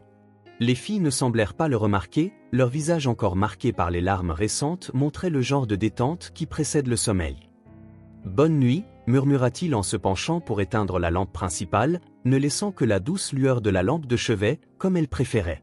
« Bonne nuit, Harrison », répondirent-elles à l'unisson, leur voix déjà touchée par les rêves. Il leur souhaita bonne nuit et quitta la chambre, laissant la porte entr'ouverte comme elles aimaient. Dans le couloir, il s'appuya contre le mur et permit enfin aux larmes de couler ou silencieuses, contenues, mais réelles. Harrison n'était pas un homme qui pleurait. Il ne se souvenait pas de la dernière fois que c'était arrivé, peut-être aux funérailles de son père, il y a tant d'années. Mais même alors, les larmes avaient été rares et rapidement contrôlées. C'est ainsi qu'il avait été élevé, à croire que l'émotion était une faiblesse, une vulnérabilité, un défaut. Mais maintenant, dans le silence du couloir, avec le son lointain de la pluie et l'image de ses 3 enfants gravés dans son esprit, il ne put retenir la vague de sentiments qui le submergeait. Cela lui fendait le cœur comme rien ne l'avait jamais fait. La douleur qu'il ressentait n'était pas seulement de l'empathie, c'était quelque chose de plus profond, de plus viscéral, comme si, d'une manière ou d'une autre, la souffrance de ses 3 filles avait atteint un endroit en lui dont il n'avait pas réalisé qu'il était encore vivant. Il se dirigea lentement vers son bureau, se versa un verre et contempla la pluie à travers la fenêtre. La promesse qu'il avait faite résonnait dans son esprit. Elle n'était ni planifiée ni calculée, elle avait simplement émergé d'un endroit profond en lui. Elles ne seront pas séparées. Je vous le promets. Des mots qui changeaient tout.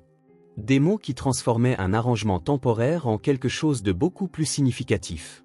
Des mots dont il réalisait maintenant qu'ils étaient autant pour lui que pour les filles. Cette nuit-là, dans le manoir silencieux, quelque chose de rare se produisit. Harrison Cole, seul dans son bureau sombre, versa des larmes pour des douleurs qui n'étaient pas les siennes, mais qui, d'une certaine manière, l'étaient maintenant. La pluie n'avait pas cessé depuis 3 jours. De lourdes nappes d'eau se déversaient du ciel, transformant le jardin en petits étangs et tambourinant constamment sur le toit du manoir. Pour Harrison, ce n'était pas un problème. Il avait des réunions virtuelles, des rapports à analyser, des courriels auxquels répondre. Pour 3 enfants énergiques, cependant, c'était un sacré défi. Margot était partie tôt ce jour-là, quelque chose à propos d'un rendez-vous médical familial.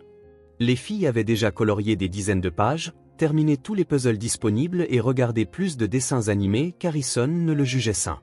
Au milieu de l'après-midi, l'ennui était presque palpable. Harrison travaillait sur son ordinateur portable dans le salon, une concession récente, car il travaillait exclusivement dans son bureau auparavant, quand il remarqua 3 paires d'yeux l'observant depuis l'embrasure de la porte. « Tout va bien ?» demanda-t-il en levant les yeux de l'écran. « On s'ennuie », déclara Maisie franchement, toujours la plus directe des 3. « Vraiment très ennuyé », ajouta Tess en soupirant dramatiquement. Harrison jeta un coup d'œil à la fenêtre. La pluie était toujours implacable. « Eh bien, que fait Margot habituellement quand vous vous ennuyez ?»« Des trucs amusants, » répondit Maisie.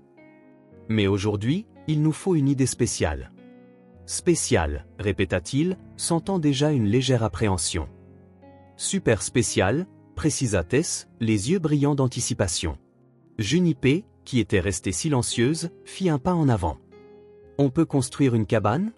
demanda-t-elle, son ton aussi sérieux que si elle proposait un projet commercial. « Une cabane ?» demanda Harrison, perplexe. « À l'intérieur de la maison. Avec des draps et des chaises, » expliqua Maisie, de plus en plus excitée. « On l'a vu dans un des livres que tu nous as lus. On pourrait la faire dans le salon ?» ajouta rapidement Junipé, notant son hésitation. « On promet qu'on ne cassera rien. » Harrison regarda son salon immaculé, avec ses meubles coûteux et ses œuvres d'art soigneusement sélectionnées. L'idée de le transformer en un chantier improvisé l'aurait horrifié il y a quelques semaines. Mais les regards pleins d'espoir sur leur visage. « Je suppose qu'on peut essayer », s'entendit-il dire, se surprenant lui-même. Leurs visages s'illuminèrent comme si quelqu'un avait actionné un interrupteur. « Je vais chercher des draps », cria Maisie, courant déjà dans le couloir. « Il nous faut des oreillers », s'exclama Tess en suivant sa sœur.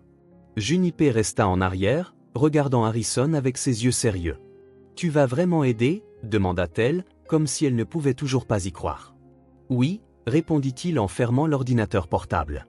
« Mais je dois te prévenir, je n'ai jamais construit de cabane auparavant. » Un petit sourire apparut sur son visage. Ne t'inquiète pas, on va t'apprendre. 20 minutes plus tard, le salon était méconnaissable. Des chaises avaient été déplacées pour former la structure de base, 2 lampes servaient de piliers supplémentaires. Des draps et des couvertures étaient tendus entre les meubles, créant un toit de fortune. Des oreillers couvraient le sol de la cabane, et divers coussins avaient été réarrangés pour servir de support et de dossier. Harrison, à son propre étonnement, se prit au jeu. Il aida à attacher les draps, suggéra d'utiliser des pinces pour maintenir le tissu en place, et offrit même sa pile de magazines coûteux pour aider à lester un coin du mur. « Il nous faut une entrée secrète », déclara Maisie, examinant d'un œil critique la structure presque terminée. « Et un mot de passe », ajouta Tess avec enthousiasme. « Peut-être qu'on peut utiliser les franges de ce tapis comme une sorte de rideau pour l'entrée, suggéra Harrison, se surprenant même par son enthousiasme. Les filles acceptèrent avec enthousiasme.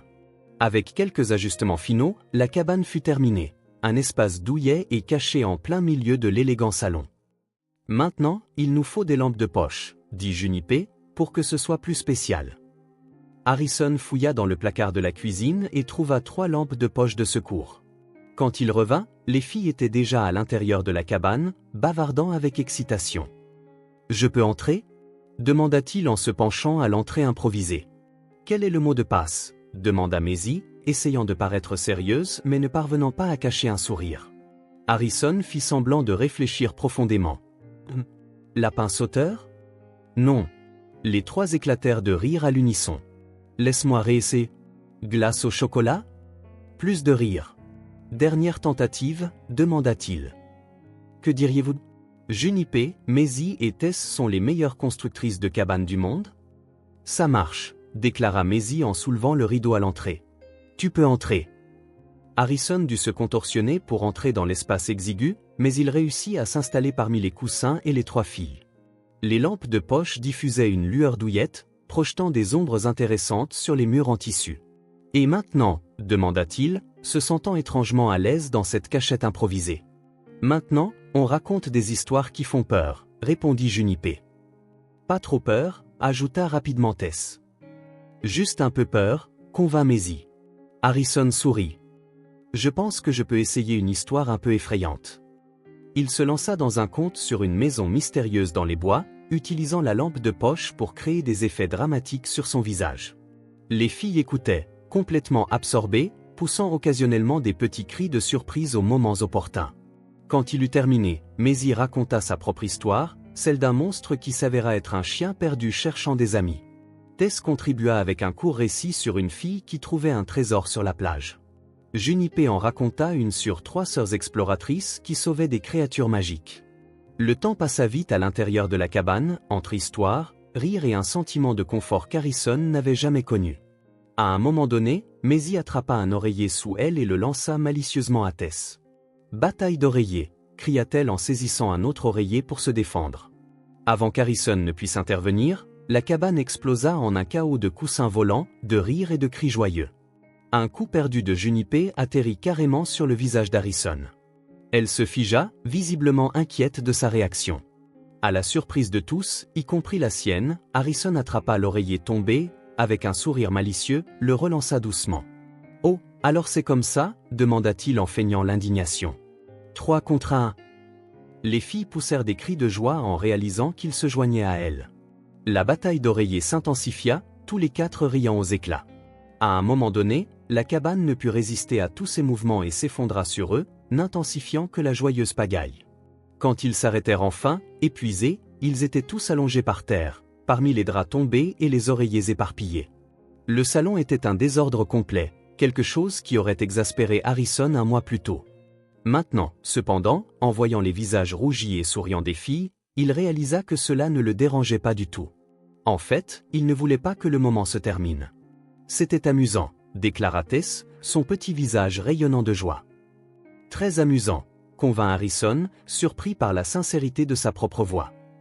Je crois qu'on a cassé la cabane, nota Junipé en regardant la structure effondrée. On pourra en construire une autre demain, suggéra Harrison, assis au milieu des décombres. Peut-être une version plus solide, qui peut supporter les guerres d'oreillers. Les filles rirent, et Harrison sentit quelque chose de chaud se répandre dans sa poitrine, un sentiment d'appartenance qu'il ne reconnaissait pas mais qu'il trouvait étonnamment agréable. « Attendez ici, dit Maisie en se levant brusquement. On a quelque chose pour vous. » Les trois échangèrent des regards de conspirateurs, puis Junipé et Tess se levèrent également, suivant Maisie hors du salon. Resté seul au milieu du désordre, Harrison prit une profonde inspiration. Que lui arrivait-il? Il y a 2 mois, l'idée d'oreiller par terre et de draps attachés aux meubles l'aurait horrifié. Maintenant, il se sentait heureux. Les filles revinrent quelques minutes plus tard, cachant clairement quelque chose derrière leur dos. Junipé fit signe à Harrison de tendre le bras. « On a fait ça pour toi », dit-elle alors que Maisie plaçait quelque chose sur son poignet. C'était un bracelet, manifestement fait à la main, tressé avec du fil coloré. Quelques perles en plastique avaient été ajoutées ici et là, créant de minuscules détails scintillants. « Margot nous a appris à les faire », expliqua Tess. « On y a travaillé pendant 3 jours. »« C'est un bracelet d'amitié », ajouta Maisie. « On en a un aussi. » Elles tendirent leurs bras, montrant des bracelets similaires, chacun avec des couleurs légèrement différentes. « Alors, on est un peu une équipe, » dit doucement Junipé. « Nous tous ensemble. » Harrison regarda le bracelet, simple, coloré, fait par de petites mains avec un niveau de concentration qu'il pouvait imaginer. Ce n'était pas le genre d'accessoire qu'il aurait jamais envisagé de porter. C'était enfantin, fait maison, peu sophistiqué. Et pourtant, c'était le cadeau le plus précieux qu'il ait reçu depuis des années. « Il est parfait, » dit-il, la voix étrangement rauque. « Je le porterai tout le temps. » Les sourires qu'il reçut en retour valaient plus que n'importe quel accord qu'il avait jamais conclu. Le dimanche suivant, le soleil apparut enfin, chassant les nuages qui avaient dominé le ciel pendant des jours. Harrison décida qu'il était temps de sortir. « Que diriez-vous d'une excursion ?» suggéra-t-il pendant le petit déjeuner. « On peut aller au centre commercial, déjeuner dehors. » Les yeux des filles s'écarquillèrent à cette idée. « Comme une vraie excursion ?» demanda Maisie, rebondissant presque sur sa chaise. « Une vraie excursion », confirma Harrison en souriant à leur excitation, le bracelet enfile toujours à son poignet. Il ne fit aucun effort pour le cacher. Margot, qui servait des pancakes, fit un signe de tête approbateur. « Excellente idée. C'est une journée parfaite pour sortir. » Le centre commercial n'était pas le genre d'endroit qu'Harrison fréquentait pour le plaisir. Normalement, s'il avait besoin de quelque chose, il faisait ses achats en ligne ou envoyait quelqu'un le chercher. Mais regardez les expressions émerveillées des filles alors qu'elles entraient dans le bâtiment rempli de magasins, de lumière et de son rendaient chaque instant précieux. « C'est si grand !» s'exclama Tess, s'agrippant à la main d'Harrison tout en regardant autour d'elle comme si elle craignait de se perdre. « Regarde tous les magasins !» dit Maisie en désignant dans toutes les directions. Junipé, fidèle à son rôle de sœur responsable, tenta de garder une expression composée, mais ses yeux brillants trahissaient son excitation. « Où devrions-nous aller en premier ?» demanda Harrison, réalisant qu'il se sentait tout aussi enthousiaste. « On peut manger ?» suggéra Maisie, toujours pratique quand il s'agissait de nourriture. Harrison vérifia sa montre, presque midi. Heure parfaite pour le déjeuner. Que diriez-vous d'un fast-food ? Il les conduisit à l'aire de restauration où les yeux des filles semblaient vouloir tout embrasser d'un coup.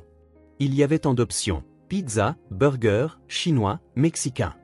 Et Harrison réalisa que pour des enfants qui avaient autrefois si peu, cette abondance devait sembler presque magique. « Vous pouvez choisir ce que vous voulez », dit-il en désignant les différents comptoirs. Après beaucoup de délibérations et de nombreuses questions sur ce qu'était chaque plat, elles optèrent pour des burgers, des frites et des milkshakes.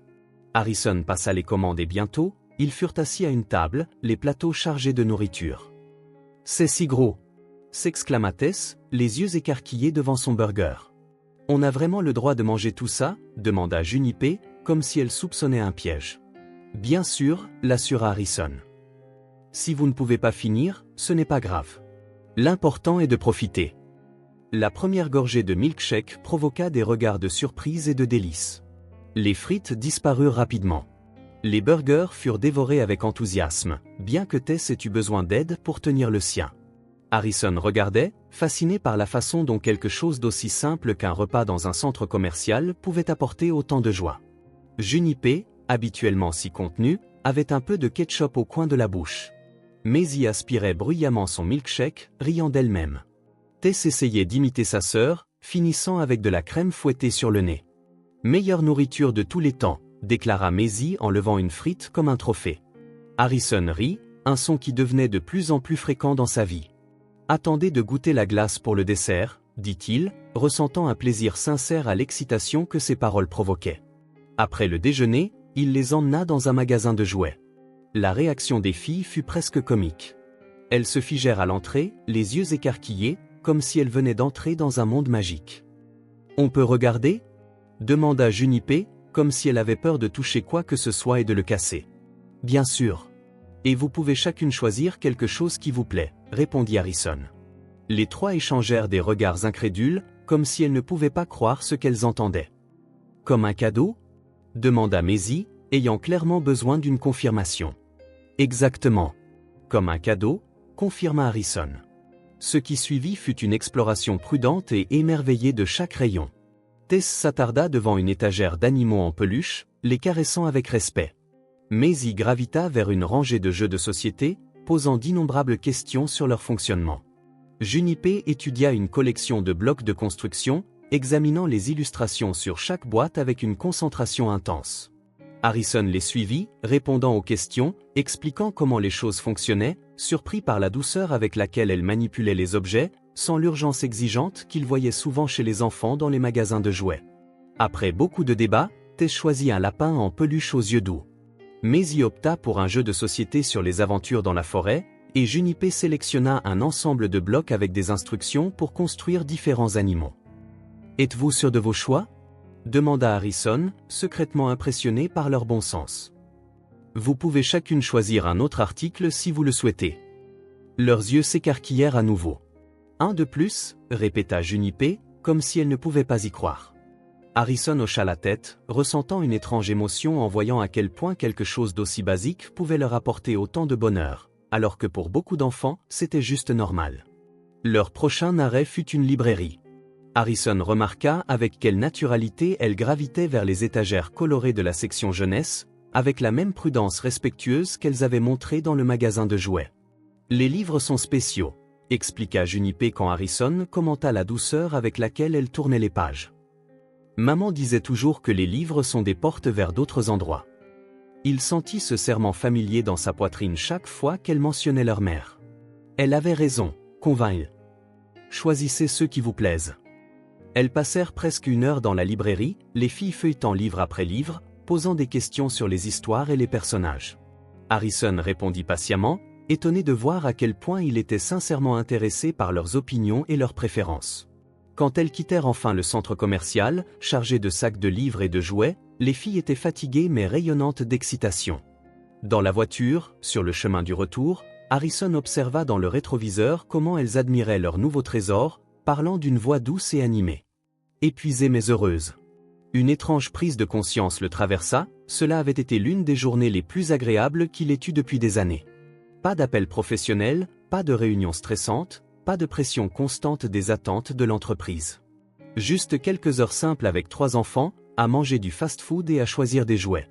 Et, plus surprenant encore, il réalisa que lorsqu'il était loin d'elle pendant la semaine, assistant à des réunions extérieures, à des dîners d'affaires qu'il ne pouvait pas reporter, elle lui manquait. Les questions de Maisie au petit déjeuner lui manquaient, le sourire timide de Tess quand il rentrait à la maison, le sérieux de Junipé qui dissimulait une profonde sensibilité.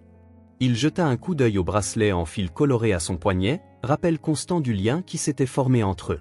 Il pensa aux cabanes en drap, aux histoires du soir, aux pancakes du dimanche. Pour la première fois, la question se forma clairement dans son esprit. Pourrait-il être un père ? Pas seulement un tuteur temporaire, pas seulement une solution à court terme jusqu'à ce que le système leur trouve une autre place. Mais un vrai père. L'idée, qui aurait semblé absurde il y a 2 mois, ne lui paraissait plus si impossible. En fait, pour la première fois de sa vie d'adulte, Harrison Cole sentait qu'il était exactement là où il devait être. L'audience finale d'adoption était prévue dans 3 semaines. Harrison aborda le processus avec un mélange d'anxiété et d'anticipation, se sentant inhabituellement nerveux. Lui qui négociait des accords de plusieurs millions de dollars sans ciller. Mais c'était différent. Ce n'était pas seulement de l'argent ou des affaires en jeu, mais l'avenir de 3 enfants, son avenir avec elle. L'avocate spécialisée en droit de la famille, Caroline Winters, avait été claire, ils avaient besoin de toute la documentation possible, y compris les dossiers complets des filles, les certificats de naissance, les documents médicaux, le contexte de l'intervention des services de protection de l'enfance. Tout serait examiné par le juge. J'ai besoin que vous examiniez ceci pour voir s'il y a des erreurs ou des omissions, expliqua Caroline en tendant à Harrison un épais dossier. Plus nous aurons d'informations, plus notre position sera solide. Ce mardi soir-là, après que les filles furent couchées, Harrison s'assit dans son bureau pour tout examiner. Certificat de naissance incomplet, dossier scolaire clairsemé, rapports médicaux rares. La pauvreté qu'elles avaient connue était évidente dans chaque lacune, chaque page manquante. C'est à la 3e heure d'examen qu'Harrison le trouva. Un document plus ancien, datant de la naissance des filles. Le dossier de l'hôpital indiquait le nom complet de la mère, Isidora Elise Martinez. Le monde s'arrêta. Harrison fixa le nom, se sentant comme s'il avait reçu un coup de poing dans l'estomac. Isidora. Ce ne pouvait pas être une coïncidence. Pas avec ce nom distinctif.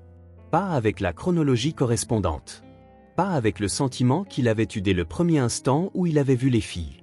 Les mains tremblantes, il chercha au fond du tiroir de son bureau une petite boîte, presque oubliée, qu'il n'avait pas ouverte depuis des années. À l'intérieur se trouvaient quelques vieilles photographies, des lettres jaunies et une petite bague bon marché qu'il n'avait jamais eu le cœur de jeter. Et elle était là, souriant sur une photo délavée, cheveux sombres et fluides, grands yeux expressifs. Des yeux qu'il reconnaissait maintenant chez Maisie. Le sourire qu'il voyait parfois sur Tess quand elle se sentait en sécurité. La détermination du menton de Junipé. Isidora. Son premier véritable amour. La femme qu'il avait laissée partir il y a 15 ans, quand sa carrière lui avait semblé plus importante que tout le reste. « Oh mon Dieu !» murmura-t-il au bureau vide. « Comment ai-je pu ne pas le voir avant ?» La ressemblance était subtile, mais indéniable. Elles n'étaient pas des copies exactes, chaque fille avait ses propres traits uniques, mais maintenant qu'il savait, cela semblait si évident que ça faisait mal. Harrison passa le reste de la nuit à éplucher les documents, cherchant plus d'informations. Le père n'était mentionné nulle part, ce qui signifiait qu'Isidora avait élevé les filles seules. Les rapports médicaux montraient un diagnostic de pneumonie sévère, aggravé par un système immunitaire affaibli. La date du décès correspondait à ce que les filles lui avaient dit. Quand le soleil se leva, Harrison était toujours éveillé, entouré de papiers et de souvenirs. Il se sentait hébété, comme s'il vivait un rêve fiévreux. Margot arriva à 8 heures précises, comme d'habitude, et remarqua immédiatement que quelque chose n'allait pas. « Harrison, ça va ?» demanda-t-elle en le trouvant toujours dans son bureau, les yeux rouges, mal rasés. « J'ai besoin d'une journée, » répondit-il, la voix rauque. « Pourriez-vous rester avec les filles ? Dites-leur que j'ai eu une urgence au travail. » « Bien sûr, mais que s'est-il passé ?» Harrison secoua simplement la tête, incapable de mettre des mots sur la tempête en lui. Comment expliquer que le destin s'était moqué de lui de la manière la plus cruelle possible ? Que la femme qu'il avait laissée partir, peut-être la seule qu'il ait vraiment aimée, était morte dans la pauvreté pendant qu'il amassait des fortunes. Que les enfants qu'il aimait maintenant comme les siennes étaient en fait ses filles. « J'ai juste besoin de temps pour digérer », dit-il finalement. Margot hocha la tête, inquiète mais respectant son espace. « Je m'occuperai d'elle. Prenez le temps dont vous avez besoin. » Harrison s'enferma dans le bureau, ignorant les appels, les courriels, même les repas. Il s'assit près de la fenêtre, la photographie d'Isidora dans une main, un whisky dans l'autre. Les souvenirs revenaient par vagues douloureuses. Isidora, 20 ans, étudiante en littérature, travaillant comme serveuse pour payer ses études. Lui, fraîchement diplômé en commerce, commençant ce qui allait devenir son empire. Leur rencontre fortuite au café où elle travaillait. Son sourire qui l'avait captivé dès le premier instant. 2 ans ensemble. 2 ans d'amour intense, de projets d'avenir, de promesses murmurées dans le noir. Puis vint la grande opportunité, une offre d'emploi dans une autre ville, le premier pas vers le succès qu'il désirait si désespérément. Isidora ne pouvait pas partir. Elle était au milieu de ses études, avait des responsabilités familiales. On peut essayer à distance, avait-elle suggéré, les yeux déjà embués de larmes. Ce serait injuste pour nous deux, avait-il répondu, convaincu que c'était la décision mature et rationnelle. La vérité était qu'il n'avait pas voulu d'encre, de complications. Sa carrière passait en premier. Elle passait toujours en premier.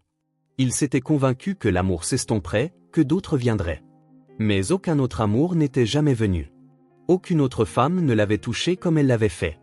Avec le temps, il s'était convaincu que l'amour était une distraction inutile, que la solitude était un choix plutôt qu'une conséquence.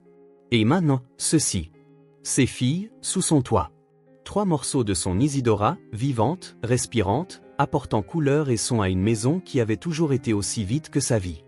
En bas, Margot essayait de maintenir la routine des filles, mais elle sentait que quelque chose n'allait pas. Le petit déjeuner fut silencieux, toutes jetant des regards vers la chaise vide d'Harrison. « Il a une urgence de travail », expliqua Margot lorsque Tess demanda pour la 3e fois où était Harrison. Parfois, les adultes ont des problèmes compliqués à résoudre. « Sera-t-il de retour pour le dîner ?» demanda Maisie, essayant de paraître décontractée mais visiblement inquiète. « Je ne suis pas sûre, ma chérie. On verra. » La journée s'éternisa. Les filles étaient plus silencieuses que d'habitude, jouant sans leur enthousiasme habituel. Au déjeuner, Junipé toucha à peine sa nourriture. « Il est fâché contre nous ?» demanda-t-elle finalement, regardant directement Margot. « Bien sûr que non », répondit rapidement Margot. « Pourquoi le serait-il » Junipé haussa les épaules, piquant sa nourriture avec une fourchette. « Parfois, les adultes se lassent de nous. » Le cœur de Margot se serra. « Harrison n'est pas fatigué de vous. Il a juste besoin d'un peu de temps pour régler certaines choses. » Cet après-midi-là, alors que Margot aidait Tess à faire un dessin dans le salon, elle remarqua Junipé et Maisie parlant doucement dans un coin. « Et s'il avait changé d'avis ?» demanda Maisie, la voix tremblante. « Il ne ferait pas ça », répondit Junipé, mais sans grande conviction. « Il a promis. » « Beaucoup de gens ont promis des choses, dit Maisie. « Tu te souviens de cette assistante sociale qui a dit qu'elle nous rendrait visite chaque semaine et qui n'est jamais revenue ?» Margot fit semblant de ne pas entendre, mais cela lui serra le cœur pour elle. Elle ne connaissait que trop bien les cicatrices que laissait l'abandon. À la tombée de la nuit, sans aucun signe d'Harrison, les 3 filles semblaient encore plus abattues. C'était l'heure du coucher, ce moment spécial qu'elles partageaient toujours en lisant une histoire avec Harrison. « Voulez-vous que je vous lise quelque chose ?» proposa Margot. 3 têtes secouèrent silencieusement. « On peut l'attendre », dit Tess en serrant la peluche de lapin qu'Harrison avait achetée au centre commercial. « Il est peut-être très occupé aujourd'hui », répondit doucement Margot. « Vous avez besoin de dormir. » À contre-cœur, elles allèrent se coucher. Margot leur lut une histoire, mais ce n'était pas pareil. Elles écoutaient poliment, mais jetaient sans cesse des coups d'œil à la porte, attendant. Plus tard, quand Margot pensa qu'elle dormait, elle revint vérifier. Elle s'arrêta à la porte entr'ouverte, entendant leur voix basse. « On a fait quelque chose de mal ?» demanda Tess, sa voix petite et incertaine. « Non » répondit fermement Junipé, bien que Margot puisse entendre le doute sous-jacent. « Il est juste occupé. » « Mais il n'a jamais passé une journée entière sans nous parler » insista Maisie. « Même quand il avait cette grande réunion dans une autre ville. » Une pause, puis la voix de Junipé, pas tout à fait aussi certaine, « On l'a ennuyé ?» La question flottait dans l'air, chargée de peur et d'insécurité. Margot était sur le point d'entrer et de les réconforter quand elle sentit une présence derrière elle. Elle se tourna pour trouver Harrison debout dans le couloir, pâle, l'air dévasté. Clairement, il les avait entendus. Un instant, ils restèrent là, figés, tandis que les voix basses des filles continuaient de l'autre côté de la porte, essayant de se consoler mutuellement avec des assurances de moins en moins convaincantes. Harrison ferma brièvement les yeux, la douleur évidente sur chaque ligne de son visage. Puis, sans un mot, il se tourna et retourna à son bureau. Margot hésita, partagée entre le suivre ou entrer pour réconforter les filles. Elle choisit cette dernière option, se promettant mentalement de le confronter plus tard. Quelle que soit la crise qu'il traversait, les filles ne méritaient pas d'en souffrir. De retour dans son bureau, Harrison se laissa tomber lourdement sur sa chaise, sentant le poids de tout ce qu'il avait entendu. « On l'a ennuyé ?» La question de Junipé résonnait dans son esprit, tordant le nœud déjà serré dans sa poitrine. Elle pensait avoir fait quelque chose de mal, qu'il les rejetait, comme tant d'autres l'avaient fait, le schéma d'abandon que leur courte vie connaissait déjà si bien. « Quel idiot je suis !» marmonna-t-il, passant ses mains sur son visage fatigué. Il regarda à nouveau la photographie d'Isidora. Si jeune, si pleine de vie. Il n'avait jamais su ce qu'elle était devenue après son départ. Il n'avait jamais essayé de le savoir. Il avait préféré enterrer ce chapitre, se convainquant que c'était mieux pour eux deux. Et maintenant, il découvrait qu'elle avait eu 3 filles, les avait élevées seules, dans la pauvreté, avait lutté contre la maladie jusqu'au dernier moment, leur faisant promettre de rester ensemble. La vie était passée si vite. 15 ans qui semblaient 15 jours. Pendant qu'il amassait des fortunes, Isidora luttait pour survivre. Un contraste si frappant qu'il pouvait à peine le supporter. Puis, Par quelque miracle inexplicable, par quelque coup du sort qu'il ne méritait pas, ses filles se retrouvèrent dans sa vie. Ce moment sur le trottoir, cette impulsion qu'il ne pouvait expliquer, ce n'était pas une coïncidence. C'était comme si une force invisible l'avait poussé vers elle. Les larmes qu'il n'avait pas versées depuis des années coulaient maintenant librement. Pour la première fois, Harrison se permit de pleurer la perte de son Isidora, qu'il n'avait jamais digérée. Pour la première fois, il réalisa que ce qu'il ressentait pour les filles n'était pas seulement de la compassion ou de la responsabilité, c'était un lien plus profond, comme si, d'une manière mystérieuse, il était retourné à la vie d'Isidora à travers elle. Et peut-être, pensa-t-il en regardant la photo une dernière fois avant de la ranger, peut-être que ce n'était pas du tout une coïncidence. Peut-être que c'était une chance. Une chance de réparer ce qui avait été perdu, d'honorer ce qui aurait pu être, de faire ce qu'Isidora aurait voulu pour ses filles. Pour toutes les opportunités manquées, pour toutes les années perdues, pour toutes les routes non empruntées, le destin lui offrait maintenant une seconde chance. Et cette fois, il ne la laisserait pas filer. Harrison passa la nuit dans son bureau, le sommeil ne venant que par brefs intervalles agités. Quand le soleil se leva, il avait pris sa décision. Il ne pouvait pas changer le passé, ni ramener Isidora. Mais il pouvait honorer sa mémoire de la seule manière qui comptait, en aimant ses filles comme si elles étaient les siennes. Ce qu'elles étaient déjà, réalisa-t-il avec une clarté cristalline. Le matin arriva lentement. Harrison entendit les bruits familiers de la maison qui s'éveillaient, les pas légers des filles à l'étage, la voix calme de Margot préparant le petit déjeuner, le cliquetis des assiettes et des couverts. Il resta au bureau, organisant ses pensées, rassemblant son courage. Quand il descendit enfin, il trouva Margot dans la cuisine. « Elles sont dans le salon » dit-elle avant qu'il ne puisse demander. Il y avait une froideur dans son ton qu'Harrison savait mériter. « Elles dessinent. Elles ont été très silencieuses. »« Merci de t'être occupé d'elles, » dit-il. « Je sais que je dois paraître comme un crétin en ce moment. » Le visage de Margot s'adoucit légèrement. « Je ne sais pas ce qui s'est passé, Harrison, mais je sais que tu as bon cœur. Rappelle-toi juste qu'elles en ont un aussi, et qu'elles sont beaucoup plus fragiles que le tien. » Il hocha la tête, sentant le poids de la petite boîte dans la poche de sa chemise. « Je vais leur parler maintenant. » Harrison s'arrêta à l'entrée du salon, observant un instant les trois filles assises par terre autour de la table basse, concentrées sur leurs feuilles de papier. Junipé dessinait des lignes nettes, la langue pointant en signe de concentration. Maisie utilisait autant de couleurs que possible, créant un tourbillon vibrant de formes. Tess travaillait méticuleusement sur quelque chose de partiellement caché par son bras. Elles semblaient si petites, si vulnérables, et pourtant en même temps si résilientes.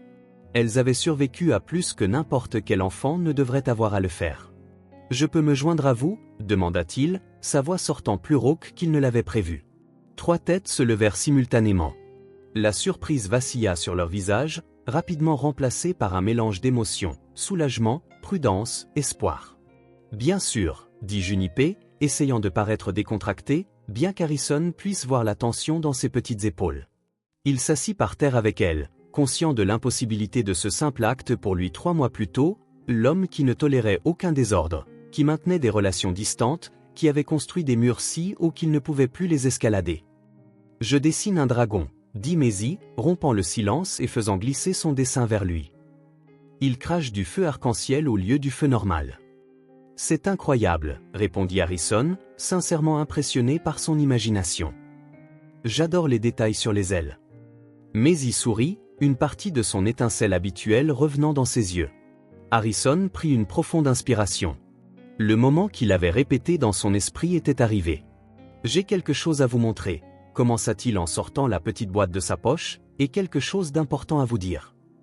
Elles posèrent toutes leurs crayons, entièrement concentrés sur lui. Harrison ouvrit la boîte et en retira soigneusement une photographie. Cette photo a été prise il y a très longtemps, expliqua-t-il en la tenant pour qu'elle puisse la voir. Sur l'image, un Harrison beaucoup plus jeune, avec des cheveux plus longs et un sourire insouciant, se tenait à côté d'une jeune femme aux cheveux sombres et au sourire radieux. Il se tenait la main devant un champ de tournesol, le soleil créant un halo doré autour d'eux. « C'est » commença Tess, les yeux écarquillés, la voix presque un murmure. « C'est maman » termina Junipé, non pas comme une question, mais comme une affirmation. Harrison hocha la tête, sentant ce nœud familier dans sa gorge. « C'était votre mère » confirma-t-il. « Il ira. » Les trois se rapprochèrent, contemplant la photographie comme si c'était un trésor précieux. Maisie tendit la main, touchant doucement le visage de sa mère sur la photo. « Tu connaissais notre maman » demanda-t-elle, confuse. Harrison inspira profondément. « Elle était très importante pour moi », dit-il, les mots difficiles à sortir. « Nous nous sommes rencontrés il y a très longtemps, et bien que la vie nous ait séparés, je pense que, d'une manière ou d'une autre, le destin m'a ramené à elle à travers vous. » Un autre moment de silence complet, les trois absorbant ce qu'elle venait d'apprendre. Harrison attendit, le cœur battant. « C'est pour ça que tu nous as prises ce jour-là » demanda finalement Junipé, ses yeux perçants fixés sur lui. « Non, répondit-il honnêtement. Ce jour-là, je ne savais pas. Je ne l'ai découvert que récemment, en examinant vos documents pour l'adoption. » Plus de silence. Harrison pouvait presque voir les rouages tourner dans leur tête, reliant les points, formulant des questions. « Vous trois avez ses yeux, continua-t-il doucement, et son sourire. Surtout toi, Tess, quand tu te sens en sécurité. Et Maisie a son rire. Et Junipé, tu as la même expression déterminée qu'elle avait chaque fois qu'elle prenait une décision. » Junipé se rapprocha, son regard ne quittant jamais celui d'Harrison. Dans un geste qui le surprit, elle tendit la main et prit la sienne. « Tu l'aimais » demanda-t-elle, directe comme toujours. Harrison sentit ses yeux brûler. « Oui » dit-il simplement. « Énormément. » Tess bougea alors, contournant la table pour s'asseoir à côté de lui. Sans parler, elle posa sa tête sur son épaule, un geste de réconfort si pur et si simple qu'Harrison dut lutter contre les larmes. Maisie resta où elle était, mais son visage affichait un petit sourire timide, ses yeux brillants d'une émotion contenue. « J'ai besoin que vous sachiez quelque chose », dit Harrison en les regardant chacune. « Quand je vous ai amené ici ce jour-là, c'était sur une impulsion. Je ne voulais pas que vous soyez séparés. Mais maintenant… » Il fit une pause, cherchant les mots justes, les vrais mots. « Je veux prendre soin de vous. Pas seulement pour elle, mais parce que je vous aime. Je veux être votre famille. » Le mot « amour » flottait dans l'air, simple et si puissant. Harrison ne se souvenait pas de la dernière fois qu'il l'avait dit à quelqu'un, peut-être à Isidora, il y a tant d'années. « Comme un vrai papa » demanda Tess, sa voix petite contre son épaule. « Si vous voulez de moi, oui, répondit-il. Un vrai papa. » Les yeux de Junipé se remplirent de larmes, quelque chose de très rare pour elle. « Maman aurait aimé ça, » dit-elle doucement. « Savoir que nous sommes avec toi. » C'était comme si un poids invisible se soulevait des épaules d'Harrison. « J'ai officiellement déposé une demande d'adoption, » expliqua-t-il. « Mais je voulais m'assurer que c'était ce que vous vouliez aussi. »« Nous le voulons, » répondit Junipé, parlant pour toutes les trois. Maisie se leva et contourna la table pour s'asseoir de l'autre côté d'Harrison. « Ça veut dire qu'on peut rester pour toujours » demanda-t-elle. « Pour toujours » confirma Harrison. 4 mains, une grande, 3 petites, se rencontrèrent au centre, sur la photographie. Une promesse silencieuse, un cercle complété, un nouveau commencement. En les étreignant toutes les trois, Harrison ressentit une certitude qu'il n'avait jamais connue. Il avait pris de nombreuses décisions importantes, conclu des marchés critiques, pris des risques financiers énormes. Mais ceci était différent. C'était le choix qui définirait non seulement son avenir, mais le leur. Et cette fois, il le faisait de tout son cœur. Le jour se leva, clair et lumineux, comme si le ciel lui-même connaissait l'importance de ce lundi. Harrison se réveilla avant son réveil, après une nuit agitée. Ce n'était pas une anxiété négative qui le tenait éveillé, mais une anticipation presque enfantine, comme l'excitation de la veille de Noël. Aujourd'hui, c'était l'audience finale d'adoption. Il se prépara avec le même soin qu'il consacrerait à une négociation cruciale, mais pour des raisons complètement différentes. Le costume impeccable n'était pas une armure pour impressionner des concurrents, mais un geste de respect pour le moment qui allait changer 4 vies pour toujours. À l'étage, Margot aidait les filles à se préparer. Elles avaient acheté de nouvelles robes pour l'occasion. Junipé choisit un bleu marine simple et classique, Maisie opta pour un verre d'eau avec de petites fleurs brodées, et Tess choisit un rose tendre, sa nouvelle couleur préférée. Quand elles descendirent pour le petit déjeuner, le cœur d'Harrison battait la chamade. Elles étaient magnifiques, leurs cheveux soigneusement brossés, leur visage un mélange de nervosité et d'excitation. « Vous êtes merveilleuse, » dit-il, sincèrement impressionné. « Tu es beau aussi, » répondit Tess, toujours généreuse en compliments. Harrison sourit, ajustant la cravate que les filles avaient choisie pour lui la semaine précédente, bleue avec de petits détails jaunes. « Prêt » demanda-t-il, essayant de garder sa voix stable. « On va être une vraie famille, demanda Maisie alors qu'ils montaient dans la voiture. Nous le sommes déjà, dit Harrison. Aujourd'hui, ça ne fait que l'officialiser. Caroline Winters, l'avocate, les attendait sur les marches du palais de justice, vêtue d'un tailleur gris, une mallette en cuir à la main. Elle incarnait l'efficacité juridique. Tout est prêt, les assura TL.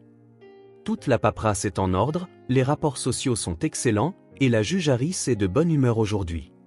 L'intérieur du palais de justice était imposant, avec ses boiseries sombres et son haut plafond. Les filles s'agrippèrent aux mains d'Harrison, momentanément intimidées alors qu'elles marchaient dans le couloir. « C'est comme une église » murmura Tess. « Un peu » dit Harrison doucement. « C'est un endroit important où les gens font des promesses qu'ils doivent tenir. » La salle d'audience de la juge Harris était moins intimidante, plus petite, plus accueillante, avec des fenêtres laissant entrer la lumière du soleil. La juge, une femme d'âge mûr aux yeux vifs et au sourire aimable, les salua d'un signe de tête alors qu'ils entraient. « Tout debout pour l'honorable juge Elanena Harris », annonça l'huissier, et tout le monde se leva. La juge prit place et sourit aux filles avant de commencer formellement la séance. « Nous sommes ici aujourd'hui pour finaliser l'adoption de Junipé, Maisie et Tess Martinez par M. Harrison Cole, déclara-t-elle.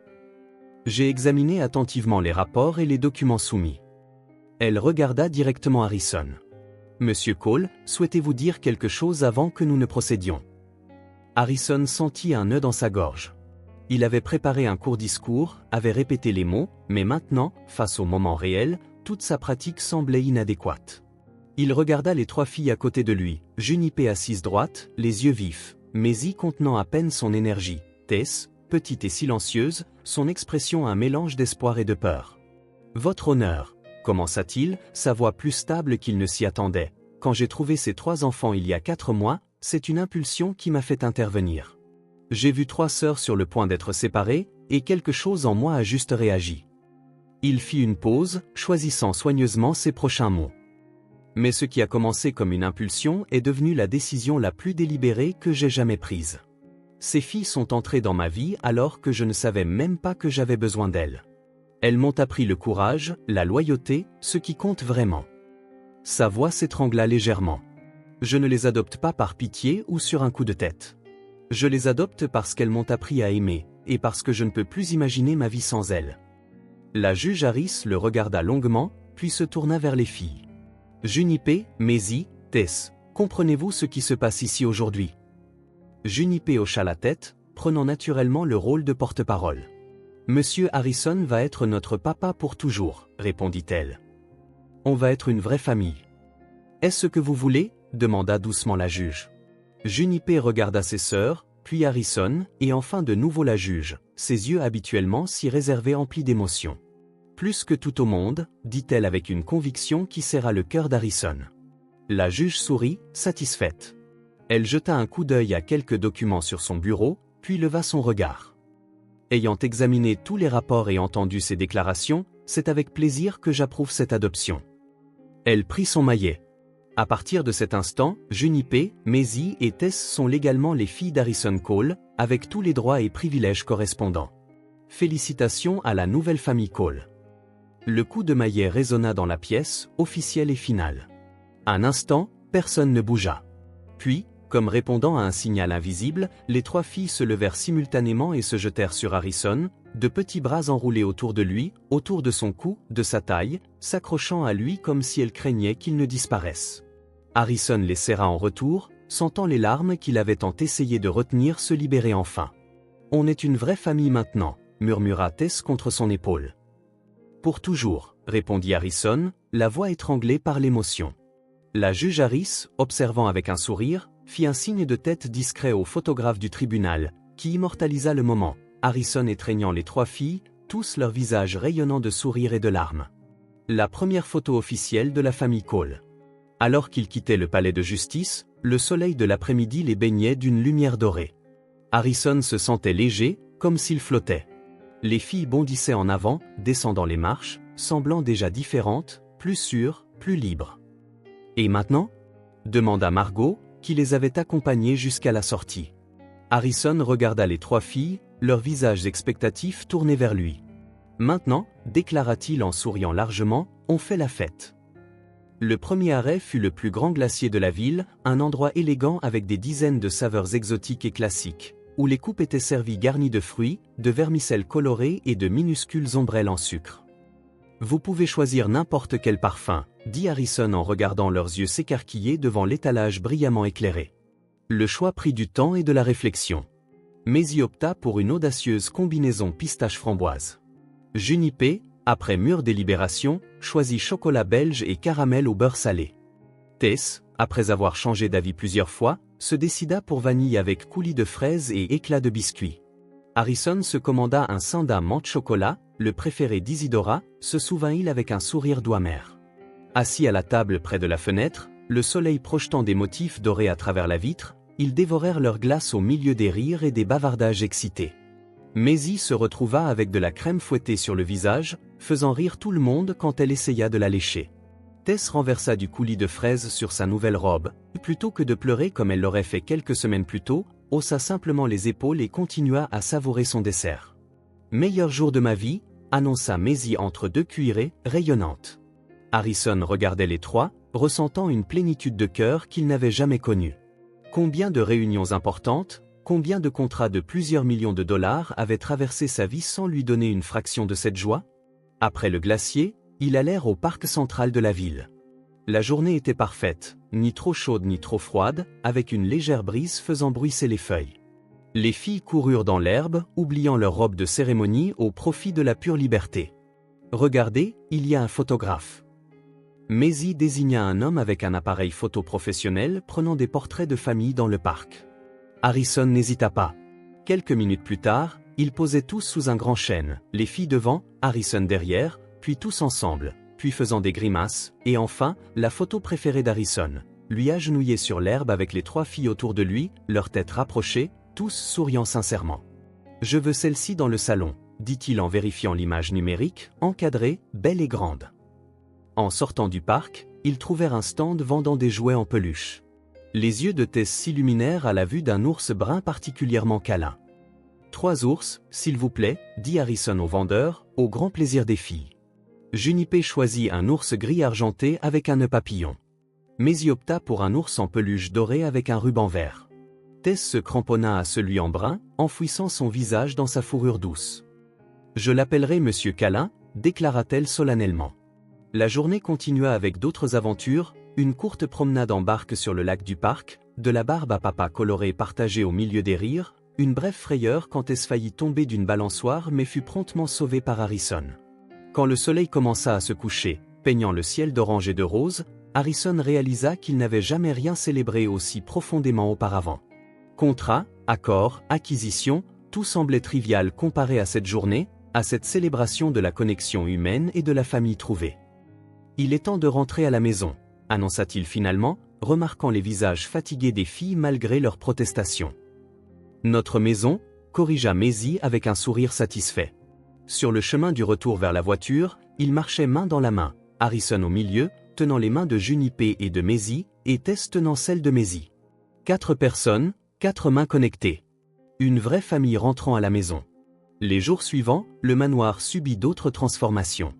Harrison planifiait secrètement la nouvelle chambre des filles depuis des semaines, travaillant avec une décoratrice d'intérieur chaque fois qu'elles étaient à leur école récemment commencée. « J'ai une surprise pour vous », annonça-t-il ce vendredi après l'audience, les guidant dans le couloir les yeux bandés. Quand elles regardèrent enfin, leur cri d'excitation fut immédiat. L'ancienne chambre d'amis avait disparu. Les murs autrefois beige neutre affichaient maintenant un doux dégradé allant du bleu ciel près du plafond au vert près du sol, avec de petites fleurs peintes à la main près des plinthes. 3 lits individuels, chacun avec des couvre-lits aux couleurs préférées des filles, remplaçaient le grand lit partagé. Un mur était tapissé d'une étagère débordant de livres. Un petit coin d'art avec une table basse et des fournitures de dessin était installé près de la fenêtre pour capter la lumière naturelle. « C'est magique !» murmura Tess, les yeux immenses alors qu'elle tournait lentement, absorbant chaque détail. « Il y a un lit pour chacune de nous », nota Junipé en touchant la couette bleu marine. « Mais ils sont toujours proches », ajouta rapidement Harrison, « pour que vous puissiez vous parler avant de dormir si vous voulez. »« C'est notre chambre pour toujours ?» demanda Maisie, sa voix révélant la peur persistante que tout puisse être temporaire. Harrison s'agenouilla à leur niveau. « Pour toujours ?» confirma-t-il. C'est notre maison, et c'est votre chambre, aussi longtemps que vous le voudrez. Et il y a une autre partie à la surprise. Il les conduisit vers un grand panneau vierge sur un mur. Ce mur est à vous, pour le décorer comme vous voulez. Vous pouvez le peindre, y coller des photos, créer une fresque, quoi que vous aimiez. C'est votre espace pour faire de l'art. Leurs yeux pétillèrent de possibilités. Elles passèrent le reste de la journée à planifier ce qu'elles feraient de cet espace vide, discutant des couleurs, des thèmes, des dessins. Harrison regardait, étonné par leur créativité et leur enthousiasme, pensant à quel point sa maison, autrefois si parfaite et stérile, ne s'était jamais sentie aussi vivante. La semaine suivante s'installa dans une nouvelle routine. École, devoirs, les cours de natation qu'elles avaient demandé à prendre ensemble. La maison se remplissait de plus en plus de signes de vie, dessins aimantés sur le réfrigérateur, chaussures d'enfants dans l'entrée, rires résonnant dans les couloirs autrefois silencieux. Harrison découvrit que le désordre occasionnel ne le dérangeait pas. Les éclaboussures de peinture sur le sol de la salle de bain, les jouets parfois laissés sur le canapé. Chaque petit signe de désordre était aussi un signe de vie, de présence, de famille. Les dimanches matins devinrent le jour des pancakes, une activité chaotique se terminant généralement avec de la farine partout par terre et des rires partout. Harrison, qui avait autrefois engagé d'autres personnes pour cuisiner pour lui, trouvait maintenant du plaisir à préparer des repas simples avec ses filles. Un bel après-midi d'automne, Harrison se tenait dans le salon, regardant les filles jouer dans le jardin à travers la fenêtre. Son regard tomba sur la cheminée où reposait maintenant un dessin encadré de Tess. 4 silhouettes se tenant la main, une grande, 3 petites, toutes souriant sous un soleil jaune vif. Junipé avait aidé Tess à étiqueter les silhouettes. Sous chaque forme, Papa, Junipé, Maisie, Tess. Le mot papa lui envoyait encore un frisson chaque fois qu'il l'entendait ou le lisait. Dehors, il entendit des rires alors que Maisie trouvait apparemment une grenouille près du petit étang. Harrison sourit, voyant Junipé s'approcher prudemment tandis que Tess sautillait avec excitation. Il passa ses doigts sur le bracelet en fil coloré à son poignet, déjà usé par un usage constant mais toujours intact. Il pensa à l'homme qu'il était autrefois, organisé, efficace, riche et totalement vide à l'intérieur. Un homme qui mesurait le succès en chiffres sur un tableur, qui gardait tout le monde à distance, qui avait oublié comment ressentir. Il regarda à nouveau le jardin, les 3 filles qui avaient transformé sa vie. Un sentiment de paix l'envahit. Non pas l'absence de bruit ou de désordre qu'il confondait autrefois avec la paix, mais un calme plus profond, le sentiment d'être exactement là où il était censé être. Pour la première fois de sa vie d'adulte, Harrison Cole savait avec une certitude absolue qu'il n'était plus seul. Maintenant, il avait une famille. Et il en était complètement, irrévocablement heureux. Si cette histoire vous a touché le cœur, abonnez-vous à la chaîne et activez les notifications pour ne pas manquer les prochaines. Laissez un like, car cela aide cette histoire à être recommandée à plus de personnes.